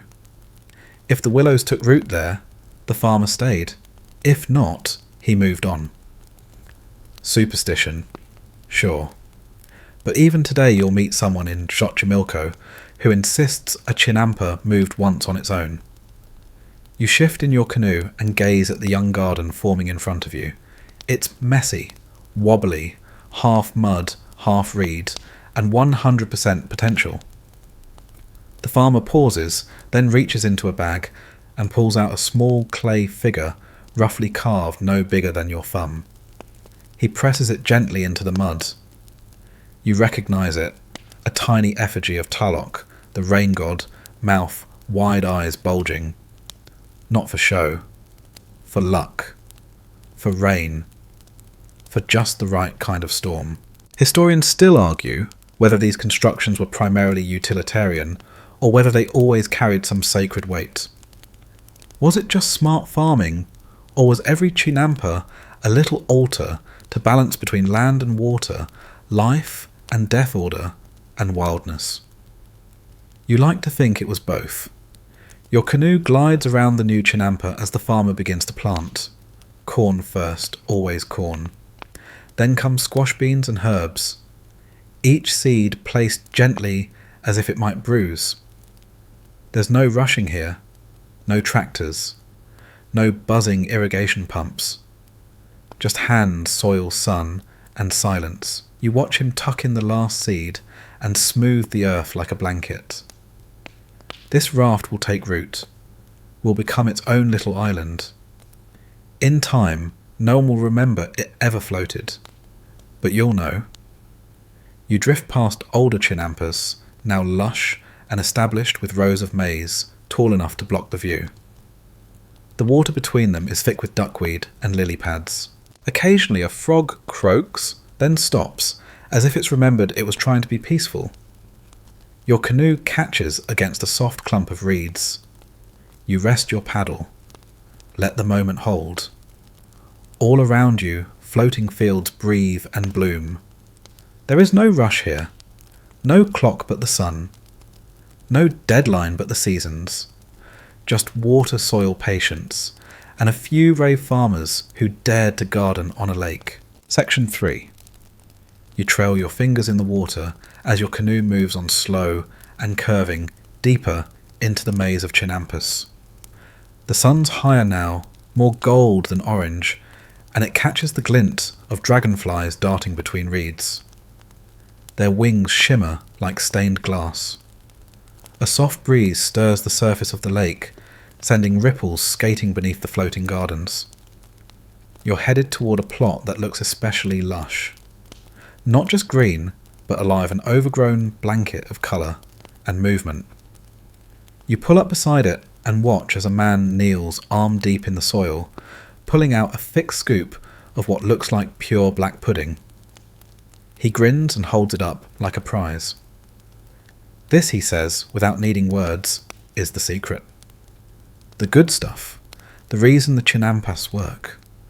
It's not just mud, it's lake sediment, it's compost, it's the magic middle layer of the floating garden sandwich. You lean closer, and yes, it's pungent, but not in a foul way, in a fertile way. The kind of scent that makes a seed say, I could do something with this. Here's your mainstream historical fact. The fertility of chinampas was legendary. Aztec farmers used dredged lake mud and decomposed plant matter to create a nutrient-rich topsoil, unlike anything in traditional dryland farming. The process regenerated itself sediment from the lake, was routinely pulled up and added back to the gardens, creating a cycle of enrichment that could keep producing year-round with minimal depletion. The farmer scoops the muck into a basket lined with reeds, then spreads it gently over a bed of young squash plants. Not dumped, spread, like he's icing a very strange, very alive cake. Another gardener approaches with a bundle of old maize stalks. These will be laid down beneath a new planting bed, dry, rough, seemingly useless. But once layered with fresh sediment, they decompose, releasing just the right cocktail of nutrients. And now your quirky tidbit. Some chinampas were layered with fish bones, bird droppings, and crushed snail shells. Basically, lake bottom chocolate to give the soil a mineral boost. In fact, the best sediment, according to certain chinamperos, came from the murky channels beneath nesting areas for herons, who they claimed only roost over the richest mud. You spot a boy nearby, waist deep in the canal, using a long-handled scoop made from gourds to gather silt. His technique is practiced: dip, lift, pour, repeat. Around him, minnows scatter like spilled glitter. A few feet away, an elderly woman crouches beside a small pile of wilted vegetation. Not trash, not here. She's sorting it. What will be composted, what will be dried and burned, what might feed the ducks later. Nothing is wasted. Every leaf, every peel, every snapped corn husk finds its place.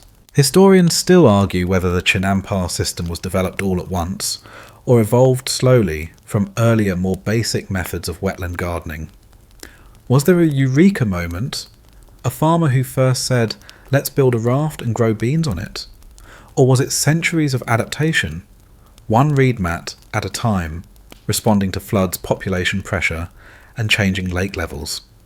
You'd ask someone, but honestly the frogs are louder than the people here. You hop off the canoe and step onto one of the older chinampas. Your foot sinks slightly, just enough to remind you that this isn't stone. It's suspended earth. Soft, patient, and buoyant. You crouch and scoop a bit of soil into your hand. It's cool, dark, and crumbly. Perfect. You smell it, it's... Okay, it's a little intense, but still good. The smell of possibility, of rootedness without rigidity. Then movement. A duck waddles past with a stalk of grass in its beak, flapping once, like it's got somewhere to be. You step aside politely. On the far end of the garden, the willows sway. Their roots plunge into both water and memory, stabilising the floating plot, even in strong wind. You can see where they've twisted around the chanampa's frame, like knotted fingers. A young gardener ties a ribbon around one trunk. A thank you, maybe. Or a ward against storm season. There's rhythm in all of this. The layering of mud, the renewing of beds, the dance between decomposition and growth. It's messy, yes, but never wasteful. There's beauty here even in the muck. Especially in the muck. You sit on the edge of the chinampa and let your legs dangle over the canal. The water reflects the clouds now fluffy low and moving slowly west. Somewhere someone is playing a reed flute. You can't see them, but the sound loops lazily through the trees like a breeze with a tune. You breathe in the scent of basil and wet leaves and lake water, and you feel it. That deep, muddy pulse of something older than cities. Section 4. You let your canoe drift again, nudged gently by the current, until it slides alongside another chinampa. This one is wider, more established, with neat rows of crops stretching into the misty distance. But it's not the plants that catch your eye, it's the people. 2 chinamperos bent at the waist are tending to rows of young tomato plants. Their movements are slow, methodical, and weirdly synchronized, like some kind of lakeside waltz, where the music is soil and sunlight. They don't talk much, just the occasional murmur to a plant, or maybe to each other, or maybe both. You're not sure if it's for the tomatoes or for themselves, but it's clear these farmers believe in talking to their crops. One of them stands, wipes their brow with the back of a sleeve, and smiles when they see you watching. They wave you over. You climb out of the canoe and onto the chinampa. Your feet sink slightly into the soft soil, no surprise there, and you follow them as they move down the rows. They point to the tomato plants, then to a small clump of chili peppers in the next row, and finally to a cluster of beans winding their way up a trellis of bundled reeds. It's a floating garden, yes, but also a floating community. One plot might be enough for one family. But most chinampas were worked in small groups, sometimes family, sometimes neighbours, sometimes strangers bound by seeds and schedules. Here's your mainstream historical fact. Chinamperos were highly respected agricultural specialists in Aztec society. They weren't just mudslingers, they were skilled land managers who knew how to interpret soil, sky and water. Their expertise was passed down through generations, often within family lines, and chinampa plots were considered valuable assets that could be inherited or leased. One of the farmers plucks a ripe tomato and slices it open with a small obsidian blade. The inside glows ruby red in the sunlight. They hand it to you with a smile. You take a bite. It's warm. It's tea, tart, almost sweet, and so full of flavour you briefly consider apologising to every grocery store tomato you've ever eaten. The other farmer laughs, pats you on the back, and pulls you toward the edge of the chinampa, where a long canoe is moored. It's piled high with baskets squash, chilies, beans, corn. Some are for market, some for barter. A few are clearly gifts. One is filled with bright flowers, orange, yellow, purple, that will likely end up on someone's altar, or perhaps a newlywed's windowsill. And now, your quirky tidbit. According to some oral traditions, Chinamperos developed a quiet language of whistles and gestures to communicate across the narrow canals. It wasn't just practical, it was polite. Yelling across the lake was seen as disruptive, so farmers used short melodies or carved whistles shaped like birds to send signals through the mist. You close your eyes, and imagine it waking before dawn, sliding your canoe through still water, and listening for a flute call that means need extra squash, or your ducks are in my corn again. The farmer beside you lifts a long wooden pole from the canoe used for steering in the narrow canals. Its end is carved with a spiral like a nautilus shell. Decorative maybe, but it also reminds you that everything here is circular. Life, water, labour, sleep. Historians still argue whether the Chinampa system was purely agricultural or if it was also a form of social engineering. Did it create community simply because people had to cooperate? Or did the gardens themselves shape the way people thought, rooting them in reciprocity, patience and humility? The farmer gestures for you to sit beside the pile of corn. You do. The sun's higher now, and everything smells like warm soil and crushed basil. They pour water from a gourd into a small cup and offer it to you. It tastes faintly sweet, like it touched a root on its way to the surface. A group of children paddles past on a small canoe, laughing and splashing as they go. One of them tosses a marigold at your boat. It lands beside you, petals perfect. You glance at the farmers again. Their hands are stained with soil, their feet bare, their eyes kind. They don't need to explain why they do this. It's written in every motion, every row, every bite of tomato. They're not fighting nature, they're leaning into it. As the canoe pulls away again, you watch them return to their rows, moving gently among the plants, as if walking through a cathedral. One whispers something to a chili plant. It probably isn't good job, but it feels like good job. You drift on quietly, wishing you could leave them a thank you note. Section 5. Your canoe cuts a narrow path through the calm water, the bow parting green duckweed in soft, slow ripples. Ahead of you, the Chinampas unfurl like patchwork quilts, each one stitched with careful rows of plants swaying in the breeze, each corner marked by slender willow trees that seem to be keeping quiet watch. You're getting hungry now, and it's hard not to be. The scent of herbs wafts across the water, epazote, cilantro, fresh garlic greens. There's something roasting on a fire nearby too, but you won't find any markets yet. First, you've got to meet the stars of this floating kitchen. A farmer in a wide straw hat waves you over. He's standing beside a Three Sisters popcorn beans and squash, all growing together like a family that actually likes each other. He motions for you to step onto the Chinampa, and you do your feet sinking just slightly into the damp, sponge-like soil. It smells nutritious, possibly sentient. He bends down, pulls back a broad leaf, and shows you a baby squash curling under it, pale green and speckled with light. This one, he says, will be soup in 4 days. You nod solemnly, as if attending a garden christening. Here's your mainstream historical fact. The Aztecs used a brilliant intercropping method on Chinampas known as the Three Sisters system. Corn beans and squash were planted together because they supported each other. Corn gave the beans something to climb. Beans fixed nitrogen in the soil. Squash spread out and shaded the ground, suppressing weeds and locking in moisture.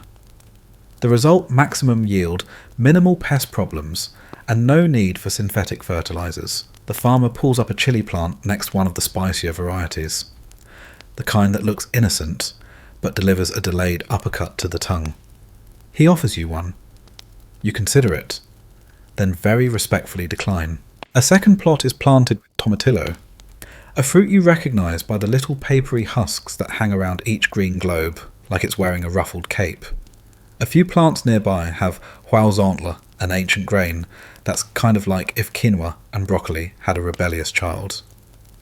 The farmer plucks a sprig and hands it to you. It smells fresh, sharp, alive, and now your quirky tidbit. Some Chinamperos swore that plants grown on the floating gardens actually tasted better than those on regular land. Whether because of the rich sediment, constant hydration, or the lake's gentle microclimate, Chinampa crops were prized at the market for their intense flavour and early harvests. One old folktale even claimed that corn from the Chinampas sang sweeter when roasted. A woman on the neighbouring Chinampa lifts a shallow basket of freshly harvested amaranth greens, quelites, she calls them. She tosses you one across the water. You catch it surprisingly gracefully and pop it into your mouth. It tastes like spinach, with opinions. Historians still argue whether the incredible productivity of Chinampa crops was due purely to environment, or whether the farming techniques, hand mulching, timed harvesting, precise interplanting, played an equal role. Probably both. The Aztecs weren't just lucky. They were obsessive about their methods. One chronicler even noted that farmers would pinch off overconfident corn shoots that looked like they were growing too fast. Your farmer guide gestures to a small canoe tied to a tree. It's packed with baskets of produce, each one wrapped in woven mats to keep them cool.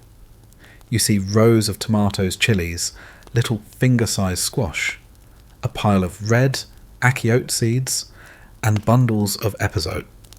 The herb every traditional cook swears by, and every stomach eventually learns to respect. They're heading to the market later today, but not yet. First comes sorting, tying, checking the roots, maybe whispering a few words to the corn. You offer to help, and they hand you a bundle of cilantro. It's still damp, just pulled. You run your fingers through it. It smells like 10 different memories. The sky overhead has gone soft with clouds. Not grey, just gentle. The kind of clouds that make everything seem closer. You hear a duck splashing behind you, and when you turn, it's chasing after a floating tortilla someone must have dropped. The farmer laughs. It always finds them, he says, no matter where. You look back at the Chinampa. The rows are neat, but not sterile. The soil is damp, but not soggy. The air smells like someone shook open the produce section of a dream. And somewhere deep inside, you get it. This isn't just farming. It's cooking in slow motion. Every seed planted is a recipe already begun. Every layer of compost is seasoning. Every willow root is a long wooden spoon stirring the lake. You climb back into your canoe, your fingers tingling slightly with basil and chili. The wind shifts and the scent of roasted maize drifts your way again. It's time to find that fire. Section 6. Your canoe glides gently around a bend in the canal, and suddenly the Chinampa scarp begin to look a little different. Less linear. More tangled. These plots are blooming wildly, not in neat rows, but in bursts of colour and rustling motion. You hear buzzing, chirping, croaking, and somewhere the unmistakable rhythmic drone of bees doing their sunrise rounds. You drift past a floating garden that seems to hum with life. Purple flowers burst between beanstalks. Tiny frogs leap from leaf to leaf like they're playing tag. And right near the edge, a splash, just a blur of feathers and water, as a duck flaps its way across a muddy inlet. This Chinampa is shared, you're told, by a pair of brothers who've learnt to farm with the creatures, not just around them. One of them is hunched beside a small boxy hive tucked into the crook of a willow. He lifts the lid, gently nods at the movement inside, and replaces it without fuss. The bees seem unimpressed by your presence, but you are very impressed by them. Here's your mainstream historical fact. The Aztecs managed a surprisingly diverse range of pollinators and animals on Chinampas, especially bees from native stingless species like Melipona. These bees didn't just make honey, they were revered for their spiritual and medicinal uses. Their wax sealed everything from scrolls to wounds. And their presence ensured the Chinampas' flowering plants continued to bloom in abundance. The brother points to a patch of vibrant yellow flowers, a mix of squash blossoms and wild Kempo-alxolotl, the sacred marigolds. Bees hover there like little gold dusters. You watch them move from bloom to bloom, working with the quiet urgency of creatures that understand their job better than most humans. And now, for your quirky tidbit. Some Chinamperos swore that certain bees were particularly fond of music. Farmers would hum while planting or weeding, claiming that the steady sound helped keep the bees calm and focused. One particularly proud gardener was said to sing lullabies to his hive every night, which may or may not be the reason his honey sold out at the market before anyone else's. As you float closer, you see another plot buzzing with even more activity, but not from bees this time. Frogs. So many frogs. They're small, bright green, with eyes like obsidian beads. One croaks at you from a half-submerged log. Another hops across a row of basil like it's late for a meeting. Your guide tells you these frogs aren't just background noise, they're helpers, natural pest control. Their presence means fewer bugs nibbling on leaves, fewer complaints from chili plants getting chewed on overnight.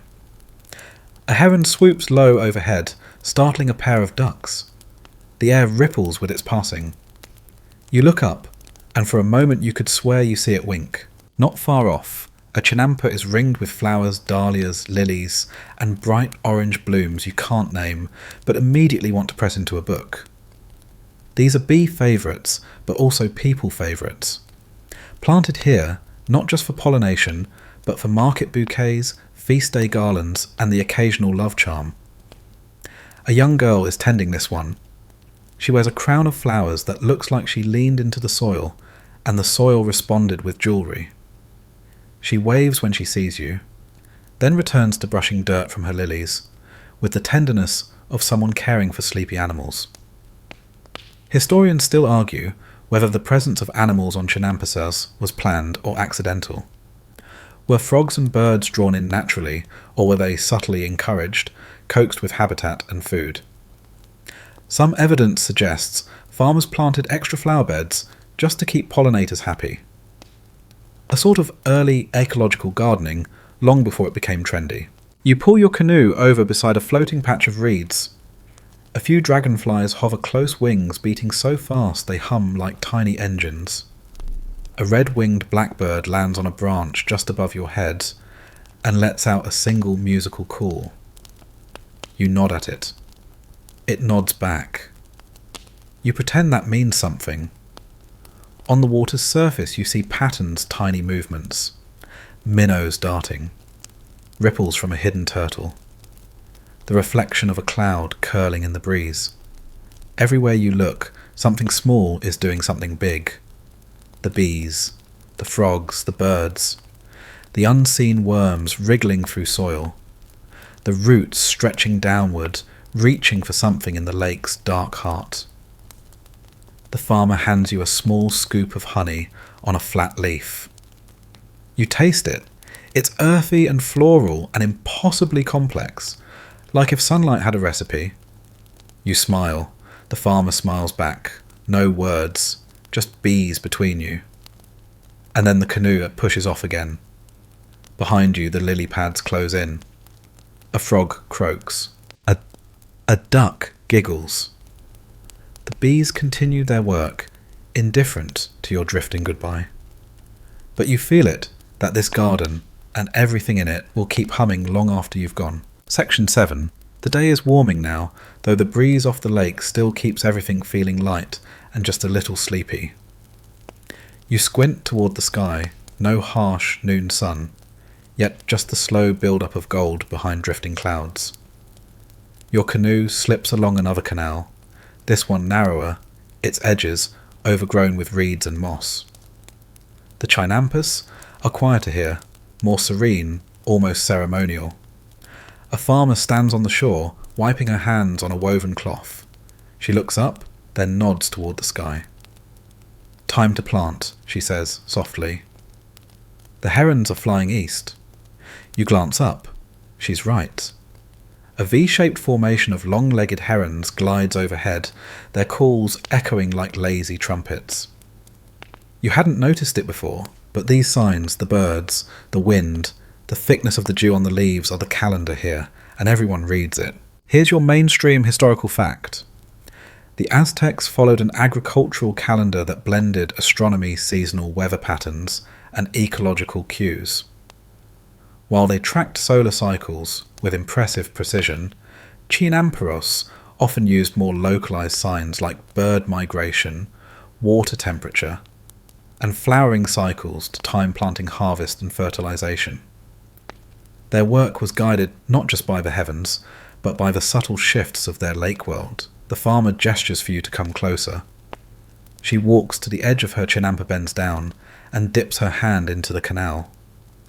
Then she tastes the water, just a drop, nothing dramatic. Still cold, she mutters. Wait 2 more days for the beans. You nod, as though you've tasted the water, and come to the same conclusion. She shows you a carved stick nearby marked with shallow notches. It's not a ruler. It's her planting guide. Each notch stands for a moon phase, and beside it a tiny symbol corn squash, beans flowers. She points to the current notch. It's time for tomato cuttings if the frogs croak by dusk. And now for your quirky tidbit. In some Chinampa farming communities, farmers carried bundles of symbolic objects, like feathers, flower petals, or coloured twine, as seasonal reminders. One might tie a blue cord to a willow trunk to mark the end of the rainy season, or scatter crushed marigold along the borders to mark the equinox. These were personal calendars, portable rituals built into the fabric of everyday work. You crouch beside her as she kneels in the soil, pressing tiny bean seeds into damp furrows. She doesn't plant in perfect rows. Instead, she follows a spiral pattern that somehow mirrors the clouds above. You ask why. She shrugs. The plants talk to each other better that way. She points to a corner of the chinampa where a shallow bowl of water has been placed beside a small clay statue, Tlaloc again. His big round eyes stare skyward. She's left flower petals around the rim and a sprinkle of cornmeal on the water's surface. It's not for show, she says. It reminds me to listen. Historians still argue whether Aztec farmers relied more on ritual or observation. Some suggest they leaned on spiritual guidance, dreams, omens, and deities like Tlaloc or Chicomecoatl. Others argue their real mastery was empirical decades of tracking bloom times, pest cycles, and lake behaviour written into memory rather than manuscripts. Probably it was both. Faith and fungus, stars and squash. She invites you to help. You kneel beside her and press seeds into the warm earth. Your fingers sink just slightly. You cover them gently, not with force, but like you're tucking in a sleeping animal. You both sit back. She closes her eyes for a moment. Then without warning, she stands, wipes her hands and walks to a gnarled willow at the edge of the chinampa. Tied to its trunk is a bundle of dried chilies, feathers, and a strip of green cloth. For wind, she says. You ask if it works. She smiles. It did last year. You sit in the shade of that same willow as she returns to planting. Around you the garden hums, not with bees this time, but with time. Everything here marks time. Not by clocks, but by breath, bloom, wing, root. A canoe glides past on the canal. It's packed with baskets of flower cuttings, red, orange, blue, and 3 children perched between them, chewing on sugarcane stalks and watching the world go by. You wave. They wave back. The farmer waves too, then turns to you again. Tomorrow is new moon, she says. Time to rest. The lake sleeps too. You lean back the soil, cool against your hands. The clouds drift, and one of them looks exactly like a squash blossom. And somewhere behind you, a frog croaks, right on schedule. Section 8. The canoe rocks gently beneath you, its wooden frame creaking in a slow, sleepy rhythm as you push off once more. The water narrows between the chinampas, and ahead you see colour, splashy, unapologetic, blooming colour that pulses with life even from a distance. You've arrived at one of the flower plots, and it's not just any flower plot. This chinampa is a riot of blossoms. Dahlias open like sunbursts, marigolds cluster in gold and orange flares, and deep purple irises sway like they have just heard a secret. Bees float lazily between them, heavy with pollen. The air smells like sweet earth and perfume. You reach the edge of the chinampa, and a woman greets you, basket balanced on one hip, her fingertips stained green. She motions you up and onto the soft, spongy soil which yields slightly underfoot, like a thick garden mattress. Today's a market day, she tells you. We pick before the sun gets sharp. You glance at her baskets already brimming with blossoms and leafy bundles wrapped in damp cloth. Her canoe waits tied to a nearby willow, its shallow hull lined with woven mats to keep the flowers from bruising. Here's your mainstream historical fact. Flower cultivation was a major part of Chinampa agriculture, especially in the Xochimilco region. The Aztecs prized flowers not only for their beauty, but for their role in rituals, medicine offerings, and even diplomacy. Blossoms were as much a part of tribute and trade as maize or cacao. Some flowers were grown for their scent, others for their symbolic colour, and still others for use in elaborate ceremonies, honouring gods, warriors, and the dead.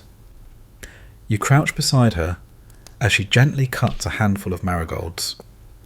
Each stem is trimmed with care, the bundle wrapped in broad leaves and tied with thin strips of reed. She works without rushing, but with absolute precision, like a florist, a priest, and a pharmacist all in one. And now your quirky tidbit. In certain Aztec markets, flower vendors were judged not only by the quality of their blooms, but also by the symmetry of their bundles. A crooked bouquet, bad luck. A perfectly fanned cluster of 10 marigolds and 2 lilies, a sign of divine favour and great market sense. As you help her gather flowers, she tells you about the market in Tenochtitlan, a place so vast it's said you could get lost between the fruit stalls and the obsidian cellars. Her blooms will go there today. Some will be offered at temples, some bought by nobles, some traded for cacao beans, honey, or a new copper blade. She hands you a dahlia the size of your palm. You smell it. It's sweet, yes, but also something else. Peppery, almost mysterious. She nods. That one's for weddings. Soon the canoe is ready. She sets each basket in place with care, ensuring no bundle jostles the others. You climb in to ride along. The water is quiet on the way to market. The other chinampas blur past in a parade of greens and golds. Occasionally, another flower boat floats by in the opposite direction. Trading nods. Greetings, the odd joke shouted across the canal. You drift past chinampas, packed with white lilies, blue ageratum, and great heaps of crimson hibiscus. Some carry medicinal herbs, 2 bundles of tlalquequetzal said to calm the heart, and yoloxochitl, the flower of the heart, used for everything from love potions to funerals. Historians still argue whether chinampa flower production was as widespread as staple crops like maize and beans, or if it was more localised and specialised. Some records suggest flower growers had their own guilds or cooperative circles with planting calendars aligned not with seasons but with festivals and full moons. Either way, the flowers moved through the empire like ambassadors, symbols of power, beauty, and something even older, reverence. You arrive at a small port. A dock, really, no stone, no grand archway, just a cluster of canoes being loaded and unloaded by a dozen cheerful hands. Your farmer guide greets an older woman there, and they exchange bundles, flowers for chocolate, herbs for lime. It's not chaotic, it's ballet. Nearby a man sings softly as he ties down a stack of lilies. Another vendor fans herself with a woven leaf. A child plucks petals from a blossom and lets them fall into the canal, one by one. You sit on a low stone beside the dock, and watch it all. Boats full of food, baskets of blossoms, bundles of reeds. You realise the market starts long before the city. It starts here on the water, on the Chinampas, on the backs of canoes moved by hands that understand balance and direction, and exactly how not to bruise a dahlia. As the flower boat turns to return home, you stay behind for a moment, watching it drift away through the canal sunlight, catching on the waxy petals like stars scattered across the water.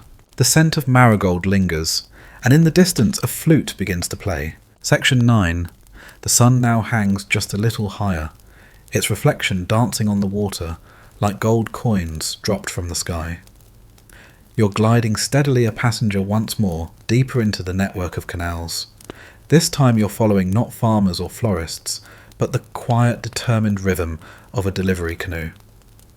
Ahead of you, a long, narrow boat is loaded with wooden crates, wicker baskets and neatly wrapped cloth bundles.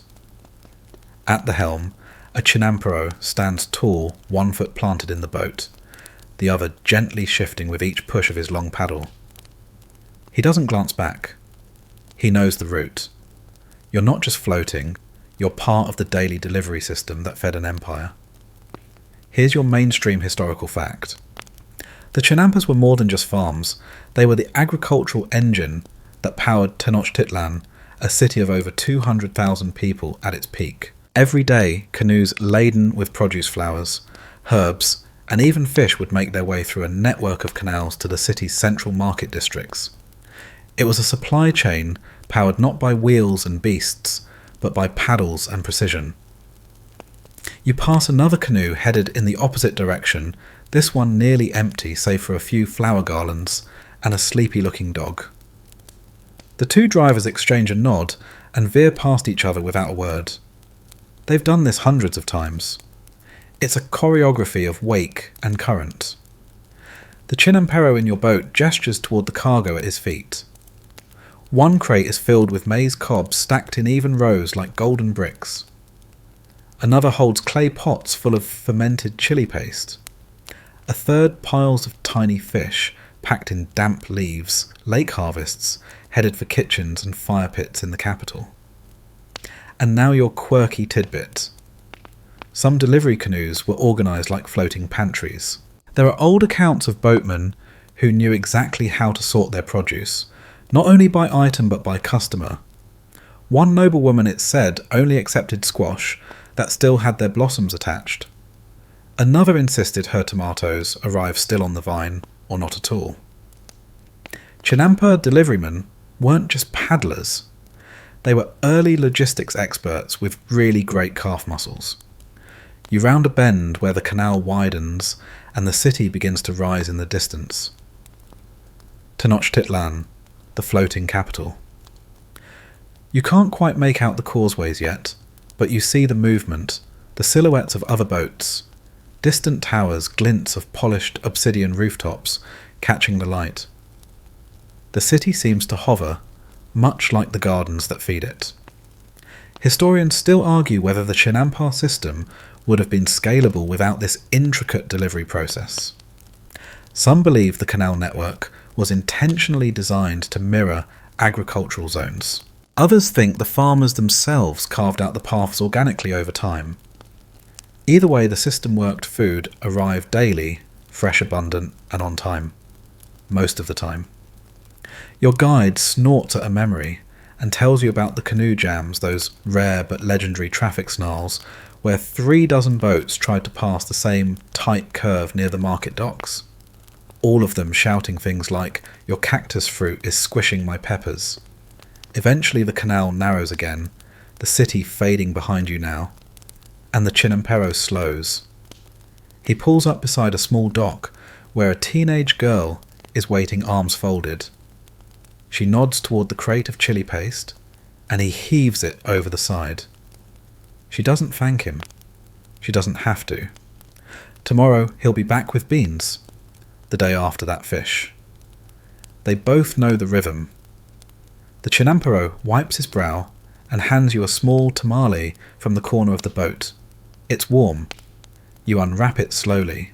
Inside you find squash blossoms folded into soft maize, seasoned with something herbal and smoky. You take a bite. It's perfect. He smiles at your approval. My wife's recipe, he says. You sit at the edge of the boat, watching the reflections of willows shiver in the water. Behind you, the crates rattle slightly as he shifts the weight for the final leg of the route. As the canoe glides on, you pass more floating gardens, some with children chasing ducks along narrow rows, others where elders rest beneath reed umbrellas, waving slowly as you drift past. The food moves. The city eats.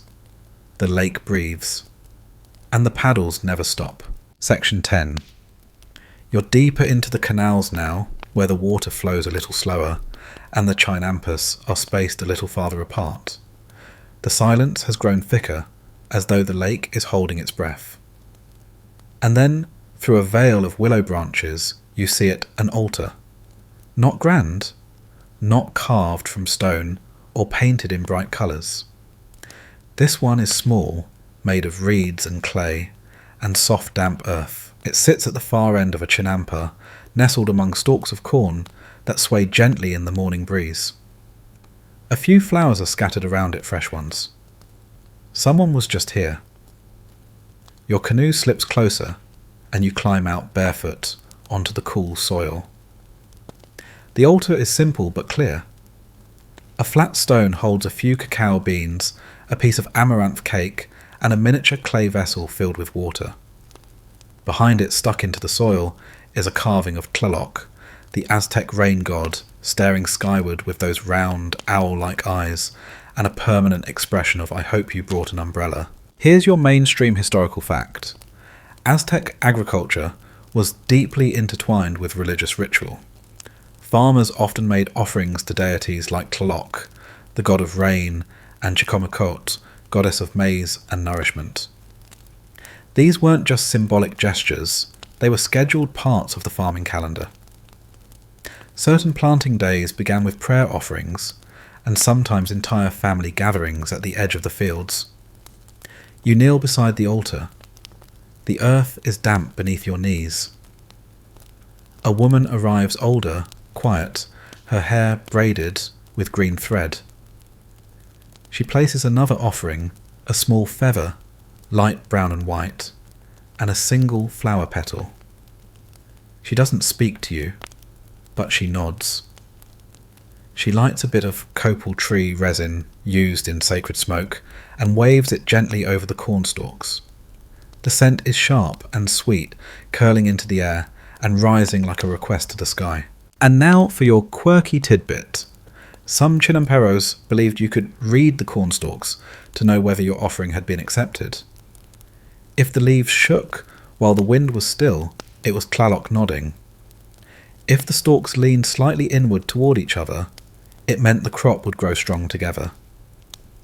If a duck showed up during the ritual and pooped on the altar, well, that meant it was time to try again tomorrow. The woman points to a patch of young maize just starting to sprout. Each tiny green blade seems to shimmer with newness. "They're listening," she says softly. You nod. You're not sure what they're hearing, but you believe her. Historians still argue whether these rituals were performed universally across all chinampas, or if they varied significantly from farmer to farmer.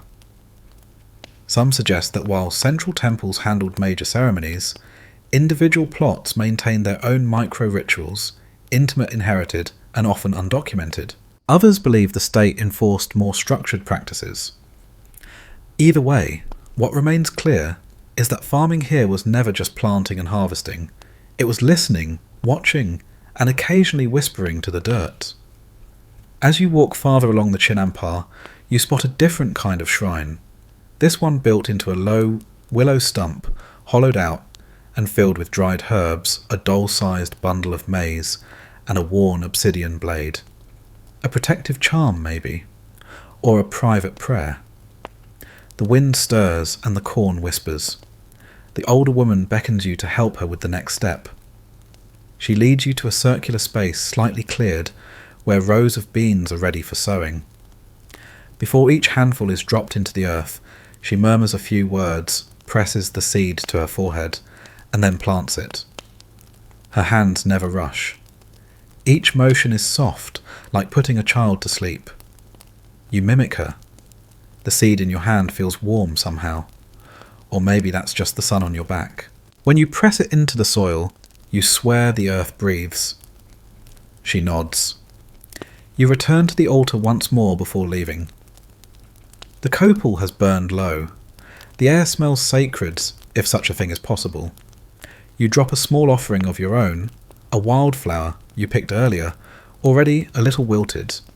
But it's yours. She smiles. Doesn't say thank you. Doesn't have to. As your canoe pulls away, you glance back and see her kneeling once more, her forehead resting against a stalk of corn. Not praying, just listening. The lake glistens around you, and somewhere above, Tlaloc stirs. Section 11. The breeze has shifted now. It carries with it the scent of churned mud and wet willow bark, a different smell than earlier. Not the comforting aroma of cultivated soil, but the raw, unsettled smell of change. Your canoe eases into a quieter stretch of canal, and something feels off. One of the chinampas ahead is broken. You can see it clearly. The willow trees on one corner are listing sideways, their roots torn loose and dangling into the canal like unravelling braids.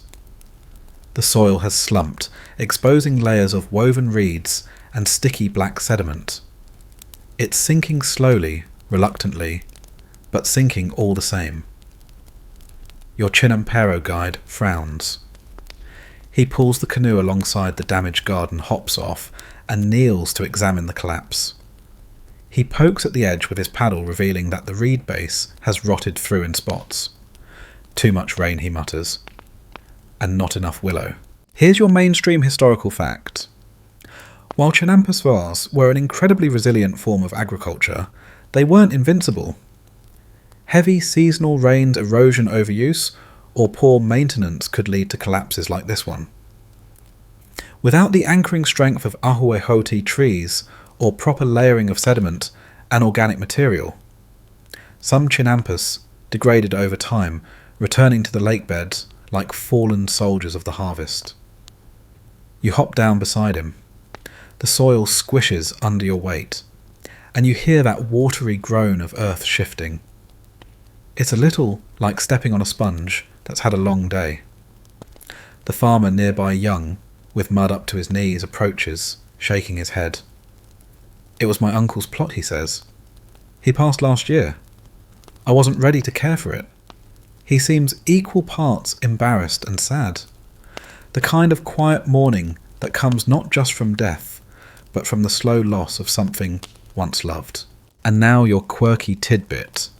Some Chinamperos believe that an uncared-for garden would sulk. Not metaphorically, literally. They'd say the soil would close its ears and refuse to grow.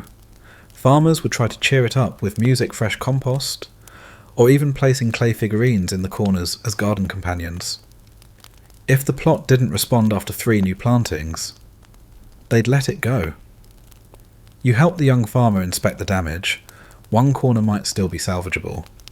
The other has clearly lost too much structure, like a rug slipping off a table. Water seeps into the soil faster than he can scoop it back. He sighs, picks up a broken willow branch, and begins to tie it to a reed stake, trying at least to stop the worst of the erosion.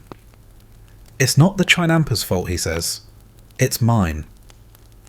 You look around. He's alone on this stretch of canal, too far from the others. No shared water lines. No neighbour to lend him willows. Historians still argue whether these failures were rare exceptions or more common as the system expanded under pressure. Some believe that as demand from Tenochtitlan grew, Chinamperos were forced to build too fast too far with fewer resources. Others argue that degradation usually came from abandonment when families lost labour to war tribute demands or simply ageing out. The young farmer continues working. You offer a hand, Together you drag a new mat of reeds into place. It's temporary, just a patch, but it's something. He thanks you with a small nod, then walks away, disappearing into the rows of healthy corn beside the damaged plot. And then just to your left, another story, different kind of failure. A chinampa overrun by tequesquite, a salty mineral from the lake that can creep into soil when drought lowers the water table. It looks like frost at first glance, soft pale crusts on the surface, but it stunts growth, turning green leaves brittle and brown.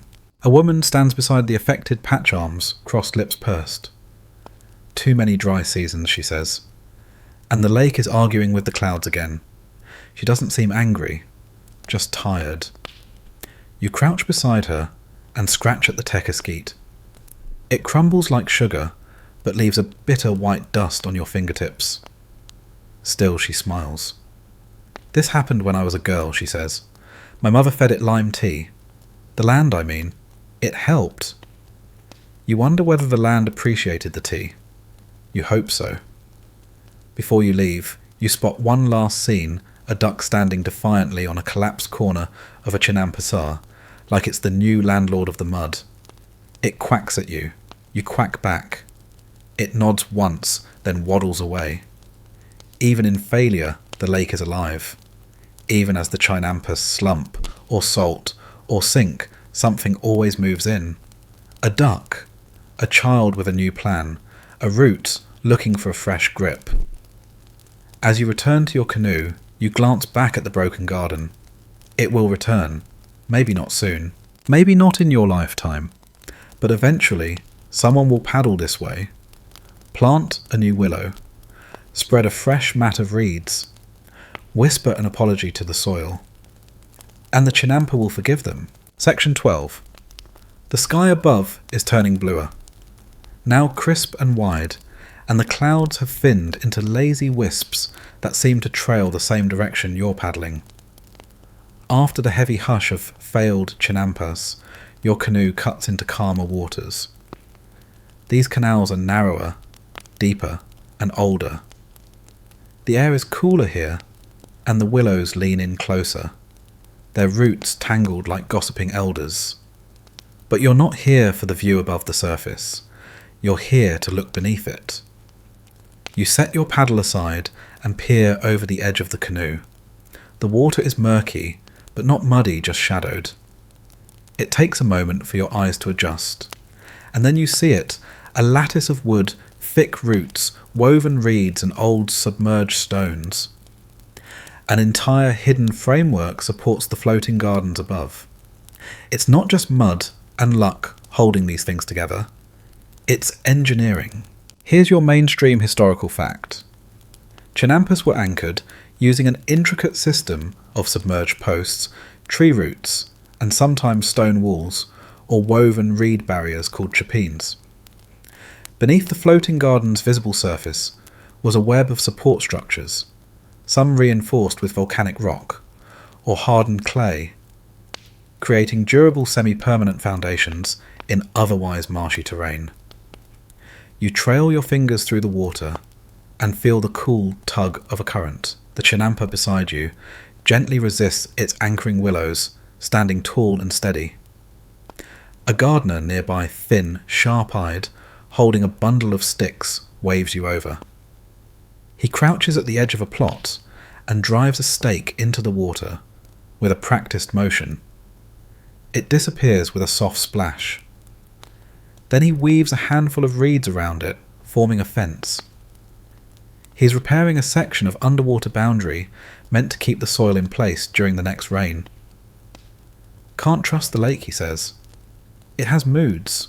And now your quirky tidbit.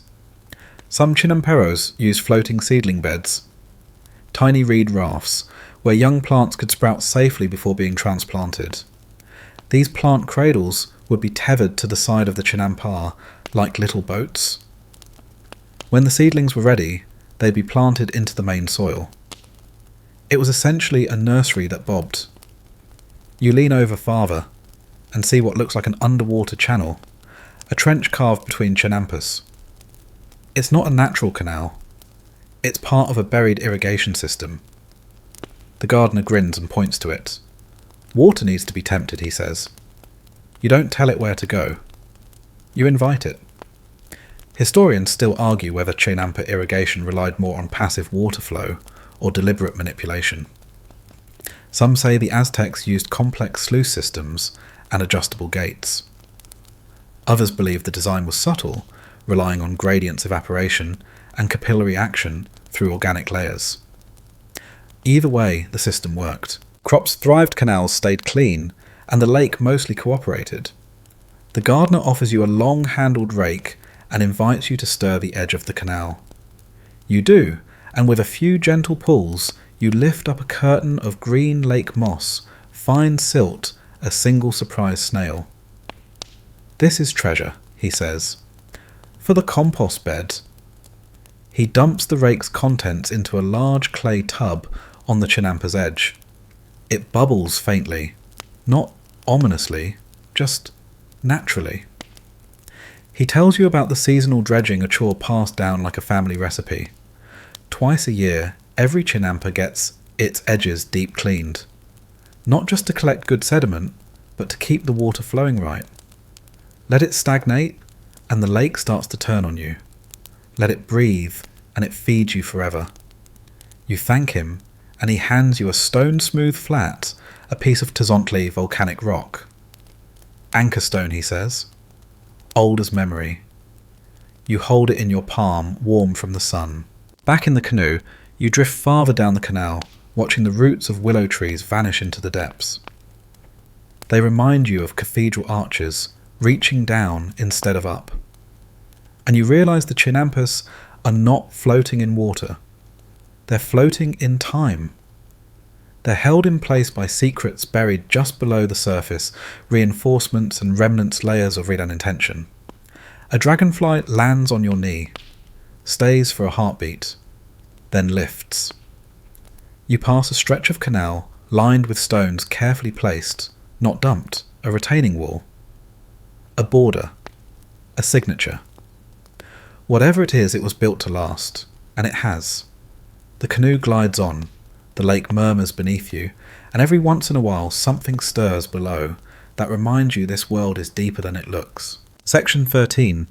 The wind changes again, not in speed, but in tone. There's something different in the air now, something sharper, like the echo of voices long gone. You paddle around a curve in the canal, and suddenly the Chinampas feel stiller, more watchful, as if they're waiting. And then from around the bend they come, strangers in strange clothes. Heavy metal glints where there should be feathers. Boots squelch into the soft soil where bare feet once tread with care. Canoes creak under the unfamiliar weight of conquistadors. You are now watching the first encounter between the floating gardens of the Mexica and the steel-tipped world of Spain. Here's your mainstream historical fact. When the Spanish first arrived in the Valley of Mexico in the early 16th century, they were stunned by the complexity and beauty of the Chinampa system. Hernán Cortés himself described the gardens with a kind of grudging admiration in his letters, noting how the city of Tenochtitlan appeared to rise from the water like a dream.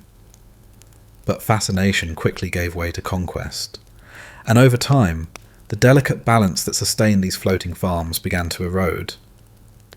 You follow one of the Spanish newcomers, as he stares wide-eyed at a Chinampa thick with maize and squash. He doesn't understand how it floats. He pokes the soil with his boot, and recoils when it squishes. A Mexica farmer nearby watches him. He says nothing, just straightens a row of beans and keeps working. The Spaniard calls for others. More arrive, some curious, some clearly uncomfortable. A few laugh nervously when they spot ducks waddling between the cornstalks. One tries to step onto the Chinampa and nearly tumbles into the canal. Balance, it seems, is not for everyone. And now your quirky tidbit. According to some post-conquest sources, the Spanish initially believed the Chinampas were floating on logs or magic. One story claims they tried to build their own raft gardens using barrels and boards. and promptly sank them. Another version has a friar falling into the canal and declaring the soil possessed. The interactions start small. A tomato traded for a bead, a fish for a blessing, a shared meal on a reed mat between two men who don't share a language, but both understand the importance of salt. But soon more boots come, and with them taxes, demands, disease. Historians still argue whether the Spanish understood the Chinampa system well enough to maintain it, or whether they saw it as too alien, too bound up in the spiritual life of a people they were determined to change. Some suggest that the system declined gradually as tribute obligations grew and the canals were repurposed. Others believe it was more deliberate an unravelling of local knowledge under the weight of colonisation. You drift past one of the damaged gardens. A willow stump smoulders faintly. Someone tried to burn it. Maybe for firewood. Maybe to clear space. But it's still standing.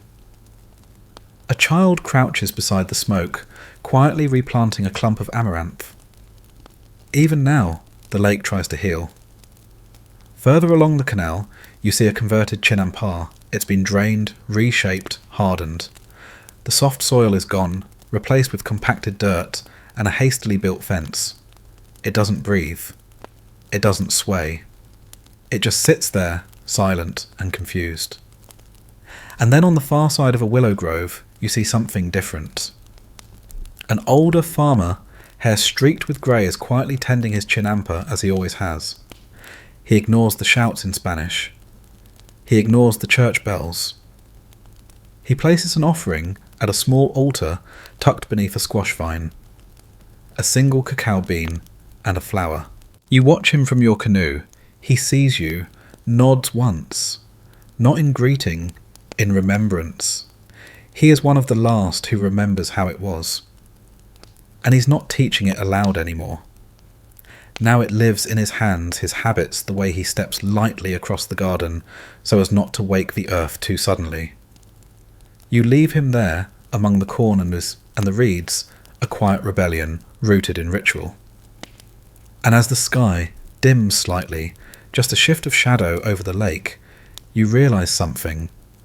The Chinampas survived, not because they were indestructible, but because someone always came back to replant. Section 14. You drift quietly now, the echoes of conquest slowly fading behind you as the canal opens into a wider stretch of water. The air is softer here, less dense with memory, more filled with present-day hums. You hear laughter music, the faint trill of a trumpet. And as your canoe turns the corner, the past gives way to the present. You've arrived in modern-day Xochimilco. Gone are the silent canoes and reed paddle rhythms.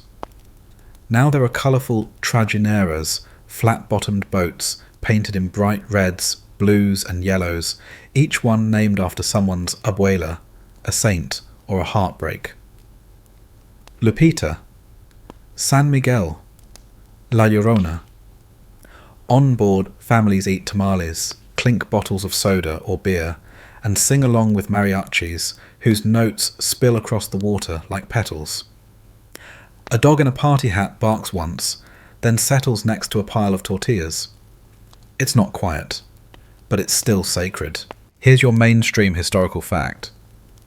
Xochimilco is one of the last places in the Valley of Mexico where Chinampas still survive. Despite centuries of urban expansion, environmental strain and cultural change, fragments of the floating garden system remain, many still functioning, many lovingly preserved.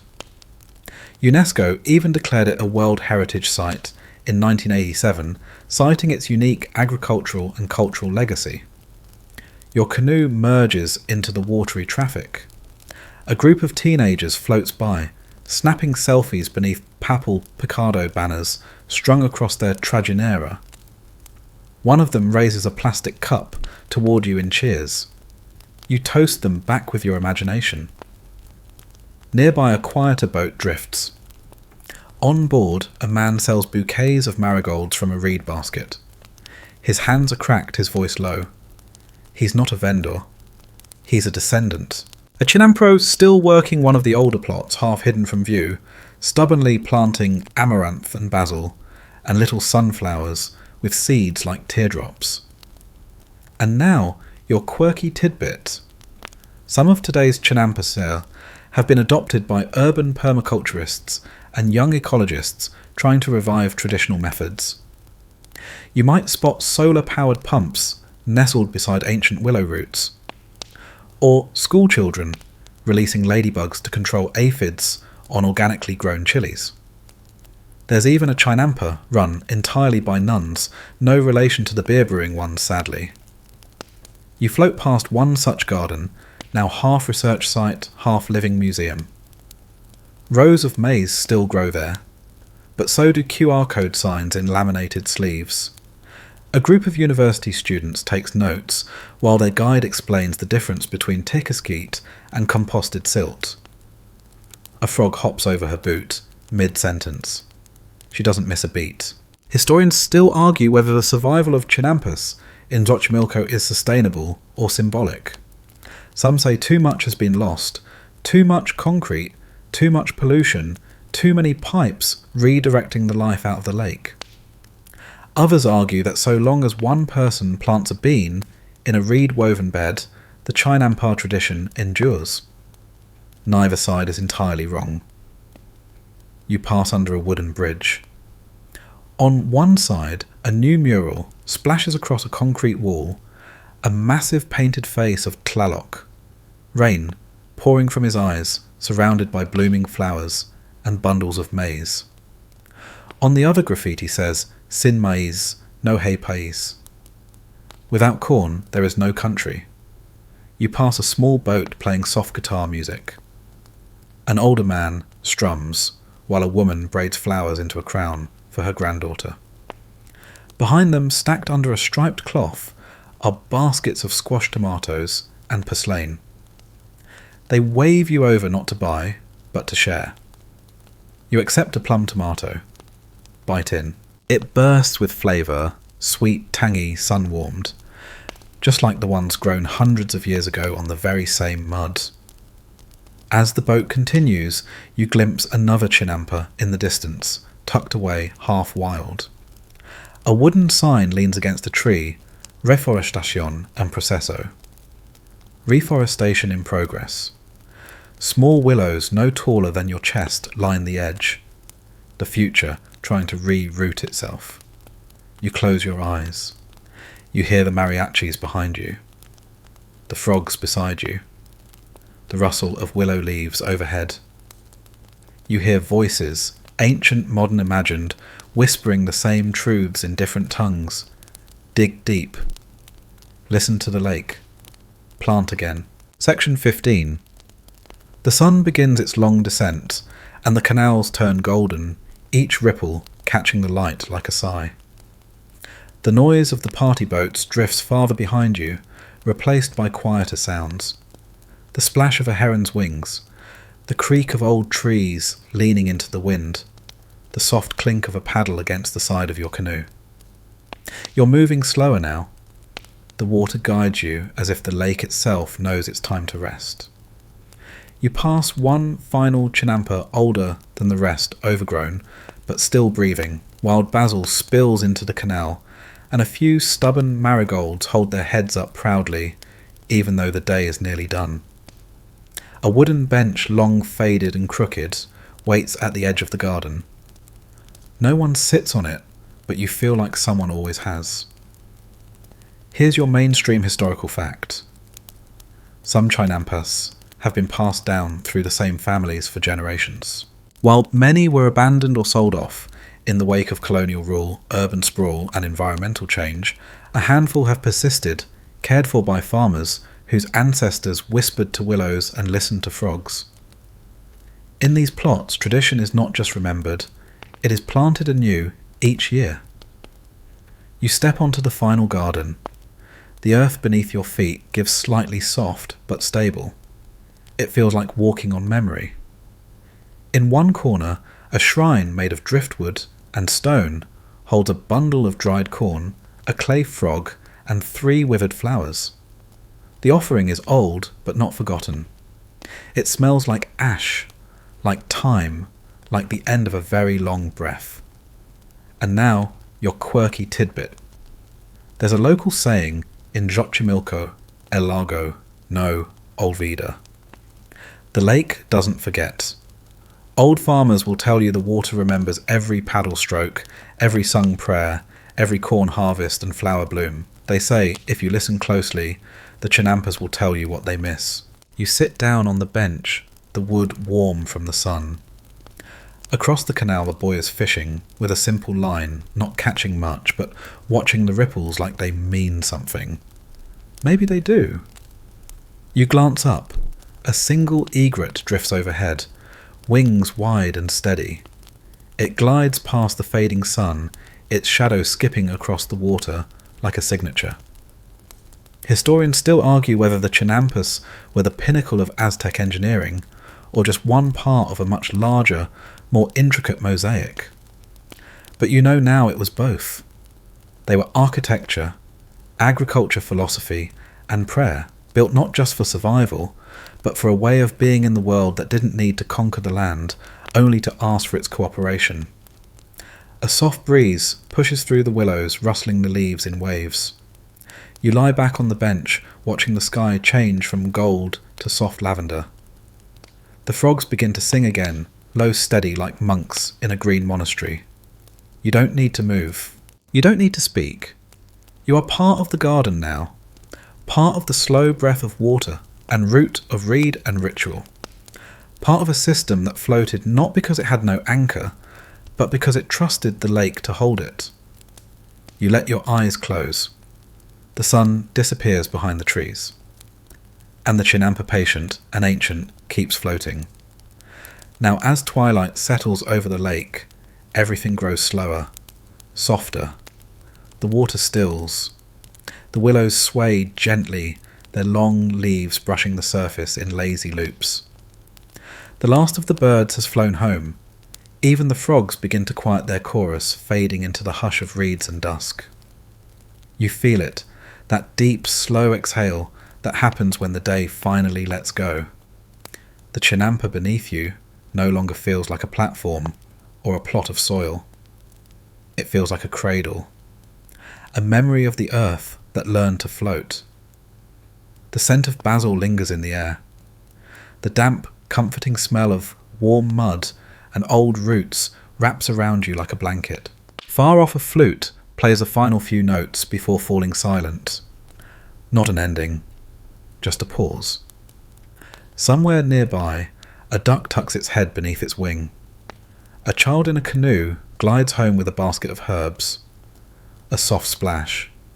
A paddle lifted from water. And you are still. You have wandered through gardens that don't touch the land walked on soil, built by patience and invention, and heard the whispers of farmers who spoke to gods with corn and water. Let that stay with you gently. Let your thoughts drift like petals on the canal. Let the lake remember for you, and no need to move, no need to worry. The reeds will hold you, the water knows your weight. Sleep now, let the Chinampa carry you, let the garden rock you gently beneath the stars.